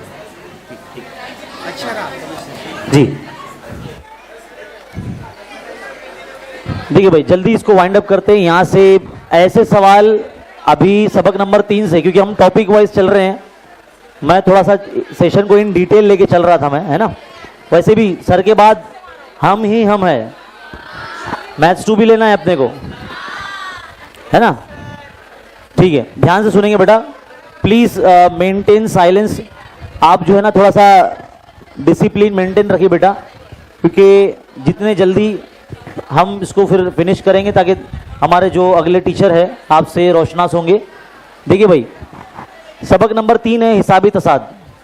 अब आपको अगर मैं एक सवाल पूछूं कि आम रुकन का ज़ाब्ता क्या है, तो आप TN का फॉर्मूला आपके दिमाग में आना चाहिए। जैसे ही बच्चों को जब बोला जाता है, छोटे बच्चों को A फॉर एप्पल बोलते हैं बच्चे, तो दिमाग में लाल लाल एप्पल बनाते हैं वो। तो अगर आपको बोला जाए कि आम रुकन का ज़ाब्ता क्या है, तो आपके दिमाग में फौरन TN = A + n - 1 × D, इस तरह से फॉर्मूला बनना चाहिए, है ना। आपको तो पता होगा कि इसमें कितने फॉर्मूले टोटल 3 ही है ना, 3 ही है। चलो गिनते जाओ। फॉर्मूला नंबर 1 तो आ गया, SN का एक और फॉर्मूला है। ये वो फॉर्मूला है जिसके अंदर आपको गिनती के आदाद की जमा अगर मालूम करने के लिए बोला जाए, जैसे 2021 में सितंबर अक्टूबर में जो एग्जाम हुआ था, उसमें एक सवाल आया था कि भाई पहले 20 तबई अदद की जमा क्या होगी। आप में से कोई बता सकता है इस वक्त? जिसको पता है हाथ खड़े करिए। गिनती में 1 से लेके 20 तबई अदद की जमा क्या होगी, तो आप क्या करेंगे? गिनेंगे 1 2 3 4, पैर की उंगलियां भी कम पड़ जाएंगी, गिनेंगे। ये फॉर्मूला है आपके पास तबई अदद की जमा मालूम करने के लिए। SN = n bracket n + 1 upon n। n है क्या? 2 है, 2 आएगा बेटा, 2 n नहीं आएगा, 2 आएगा। ये हमारी जो उसमें मिस्टेक हो गई है स्लाइड में, 2 आएगा बेटा। क्या आएगा यहाँ पे? 2 आएगा, नीचे 2 आएगा। आपकी दरसी किताब के पेज नंबर 70 पे, कहां पर? आपकी टेक्स्ट बुक के पेज नंबर 70 पे 3 मिसालें हैं। पहली मिसाल जिसमें तबई अदद की जमा मालूम करने के लिए बोला गया है, वहां पर इस फॉर्मूले का इस्तेमाल है। SN = n bracket n + 1 upon 2। 2 है बेटा, यहाँ पे n नहीं है, 2 है। उसके बाद अगर आपको बोला जाए कि पहले 10 जुफ्त अदद की जमा मालूम कीजिए या पहले 20 जुफ्त अदद की जमा मालूम कीजिए, यानी अगर जुफ्त अदद की जमा आपको मालूम करनी है तो ये वाला formula, second number, SN = n bracket n + 1। बस पहले वाले फॉर्मूले से नीचे से 2 हटा देना है, तो आपको जुफ्त अदद पता ना। जुफ्त अदद किसको कहते हैं? वो आदाद जो 2 से मुकम्मल तरीके से तकसीम हो जाते हैं, उसको हम जुफ्त अदद कहते हैं। 2 4 6 8 10, ऐसे आपको अगर आखिरी नंबर अगर आपको दे दिया जाए, आखिरी नंबर पता है ना, जब भी आप किसी क्लिनिक में जाते हैं दवा लेने के लिए, तो क्या पूछते हैं वहां जाके? सबसे पहले लास्ट नंबर किसका है पूछते ना, आखिरी नंबर किसका है पूछते कि नहीं पूछते? यहां पर भी आपको लास्ट नंबर पता होना चाहिए। अगर उसने बोल दिया सवाल में कि पहले 20 जुफ्त अदद की जमा, तो आखिरी 20वां जुफ्त अदद कौन सा होगा? 20 खुद होगा ना, 20 भी तो जुफ्त अदद है ना भाई। पहले 20 अदद जुफ्त अदद, तो स्टार्ट किससे होगा? 2 से होगा, तो 20 तक आपको जाना है ना। तो वहां पर आप क्या करेंगे? n की जगह पे वो नंबर लिख देंगे, फौरन आपका आंसर आ जाएगा, आपको TN का फॉर्मूला लगाना नहीं पड़ेगा। तो ये आपके पेज नंबर 70 पर ये मिसाल है, मिसाल नंबर 1 2 3, जिसमें तबई अदद की जमा, जुफ्त अदद की जमा और ताक अदद की जमा। तो ताक अदद की जमा मालूम करने के लिए n² ये फॉर्मूला लगेगा, समझे? ये 1 मार्क्स में सवाल बन रहे बेटा ये इम्तिहान में। इसी तरह से अगला सवाल जो आपका, जब भी कभी आपको पहला रुकन और मुश्तरिक फर्क दिया जाए और आदाद की जमा मालूम करने के लिए बोला जाए, तो ये वाला फॉर्मूला लगेगा। SN = n/2 2a + n - 1 × D। ये फॉर्मूला आपका लगेगा। बहुत से बच्चे बड़े कंफ्यूज रहते हैं, सर हमको पता नहीं चलता कौन सा फॉर्मूला कब लगाना है। तो पहले आप सवाल को बगैर पढ़ने के बाद दिया हुआ और मालूम करना लिख लिया करो कि आपको मालूम दिया क्या क्या दिया गया एक सवाल में। A यानी पहला रुकना, D यानी मुश्तरिक फर्क, और किसी आदत की जमा मालूम करने के लिए बोला गया है, तो आपको यह फॉर्मूला लगेगा।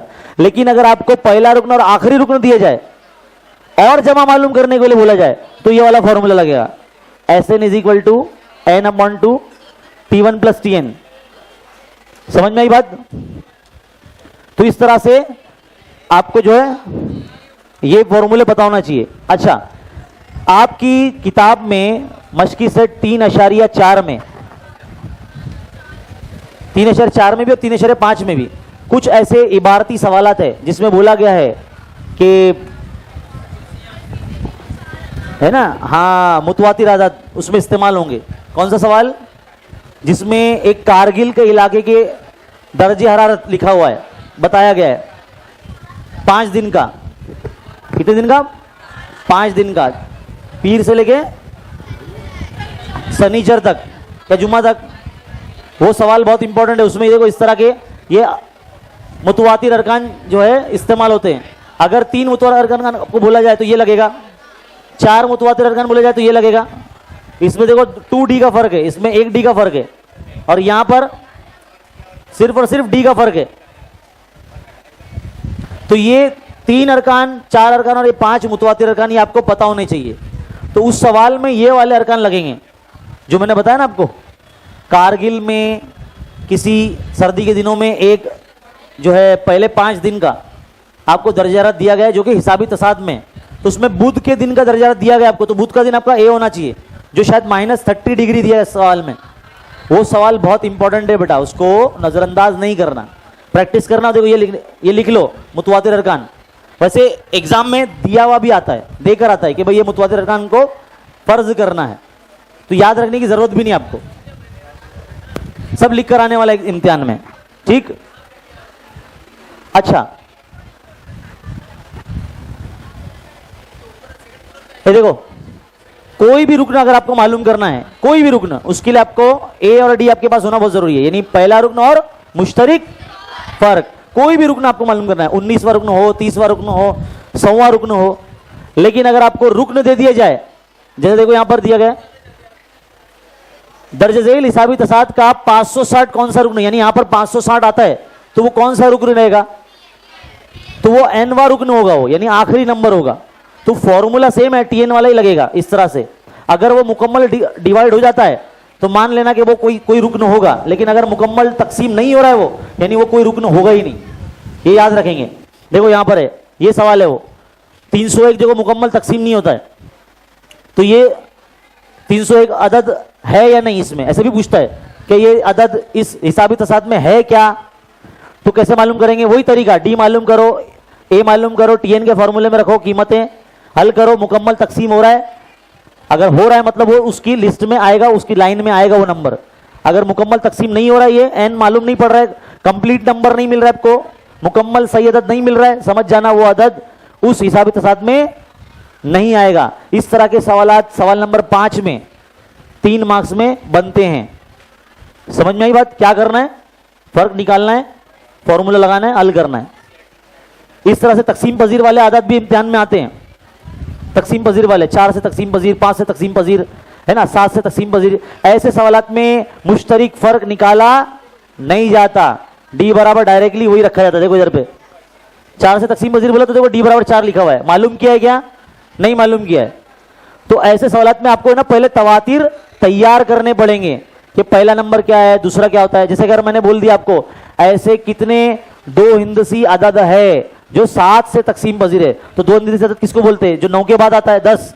क्या 10 7 से तकसीम होता है? नहीं, 14 होता है ना, क्योंकि 14 पहला 2 हिंदसी अदद है। फिर उसके बाद आप देखेंगे 99 तक 2 हिंदसी अदद होते हैं, उसके बाद 3 हिंदसी अदद यानी 100 आ जाता है। तो 99 7 से तकसीम होता है क्या? नहीं। तो आप चेक करना 99 से पहले कौन सा है? 98। क्या ये 7 से तकसीम होता है? होता है। 7 का 7, 7 चौक 28, तो 98 आपका आखिरी नंबर होगा। तो इस तरीके से आपको लास्ट नंबर भी पता करना पड़ेगा। जैसे देखो यहाँ पे 96 है, 4 से तकसीम पजीर है सवाल। इसलिए अगर आपको कैसी भी कंडीशन दे दी जाए तो आपको पहले पता करना पड़ेगा कि कितने नंबर ऐसे जो तकसीम हो रहे, उसके बाद आप हल करेंगे। TN का लगा के फॉर्मूला तादाद पहले मालूम करेंगे। अगर आगे सवाल उसने ये भी बोल दिया कि जमा भी मालूम करो, फिर कौन सा फॉर्मूला लगाएंगे? SN का कौन सा वाला? आपके पास लास्ट टर्म भी है तो छोटा वाला फॉर्मूला लगाना है, SN = n/2 T1 + TN। वो वाले फॉर्मूले से जल्दी आंसर आएगा। और ये सवाल 3 के बी में आता है 3 मार्क्स के लिए, याद रखेंगे। देखो जैसे मैंने बताया था ना, ये n/2 वाला आपकी दरसी किताब के पेज नंबर 70 पे मिसाल है, बहुत इंपॉर्टेंट है। ठीक, ये शायद मैंने पूछा ना आप लोगों से, बहुत इंपॉर्टेंट एमसीक्यू है ये। बेटा देखो ये जो अब जैसे मुझे बोला गया था कि भाई वक्त है ना, अब आपका मराठी का शुरू हो रहा है, इंशाल्लाह जो आपके 2 जो बचेंगे ना वो हम इसके बाद वाले सेशन से कंटिन्यू करेंगे। जैसे इसमें फाइनेंशियल प्लानिंग, माशी मनसूबाबंदी और जो है अपना शुमारियात, ये हम ले लेंगे। और एहतमाल तो माशाल्लाह आपको आता ही है, तो ये 2 सबक इंशाल्लाह अपने आफ्टर द ब्रेक, फिर उसके बाद ज्योमेट्री, है ना? ठीक,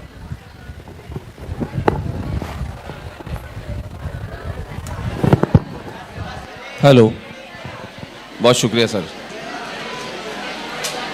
जज़ाकल्लाह। हाँ, शुक्रिया से मुराद सर की छुट्टी नहीं है। अजीज़ बच्चों, देखिए अभी अंग्रेज़ी के अहम सेशन के बाद अलजिब्रा का सेशन मुकम्मल हुआ, आपने एंजॉय किया। तो सर पढ़ा रहे थे और मैं देख रहा था सर जितनी दिलचस्पी से पढ़ा रहे थे, आप भी उतनी दिलचस्पी से सुन रहे थे। मुझे एक बात याद आई कि हिसाब का सेशन चल रहा था अलजिब्रा का, एक शायर थे उर्दू के बड़े अच्छे, लेकिन उनको हिसाब का भी बड़ा शौक़ था। वसीम सर आपकी तवज्जो चाहूँगा, एक शायर थे बड़े अच्छे, उर्दू पर तो उनको कमांड, आप जानते कि वो शायर है तो उर्दू बहुत अच्छी होती है, लेकिन उनको रियाजी से भी दिलचस्पी थी। तो उन्होंने एक शेर लिखा था, वो शेर मैं आपके साथ शेयर करता हूँ कि जमा हम कर नहीं सकते नफ़ी से हमको नफ़रत है। वसीम सर, जमा हम कर नहीं सकते नफ़ी से हमको नफ़रत है, अगर तकसीम करते हैं तो दिल पे ज़र्ब लगती है। तो ये उर्दू और हिसाब का कॉम्बिनेशन था यहाँ पर। और अभी वसीम सर को हम अलविदा नहीं कहेंगे, उनको भी थोड़ा रेस्ट चाहिए। क्रिकेट का जाविया यानी एंगल थीटा, क्रिकेट की तादाद जो हमको मालूम करनी है वो ऊपर रहेगी, टोटल 1000 बच्चे वो नीचे लिखेंगे और ज़रब करेंगे 360 से।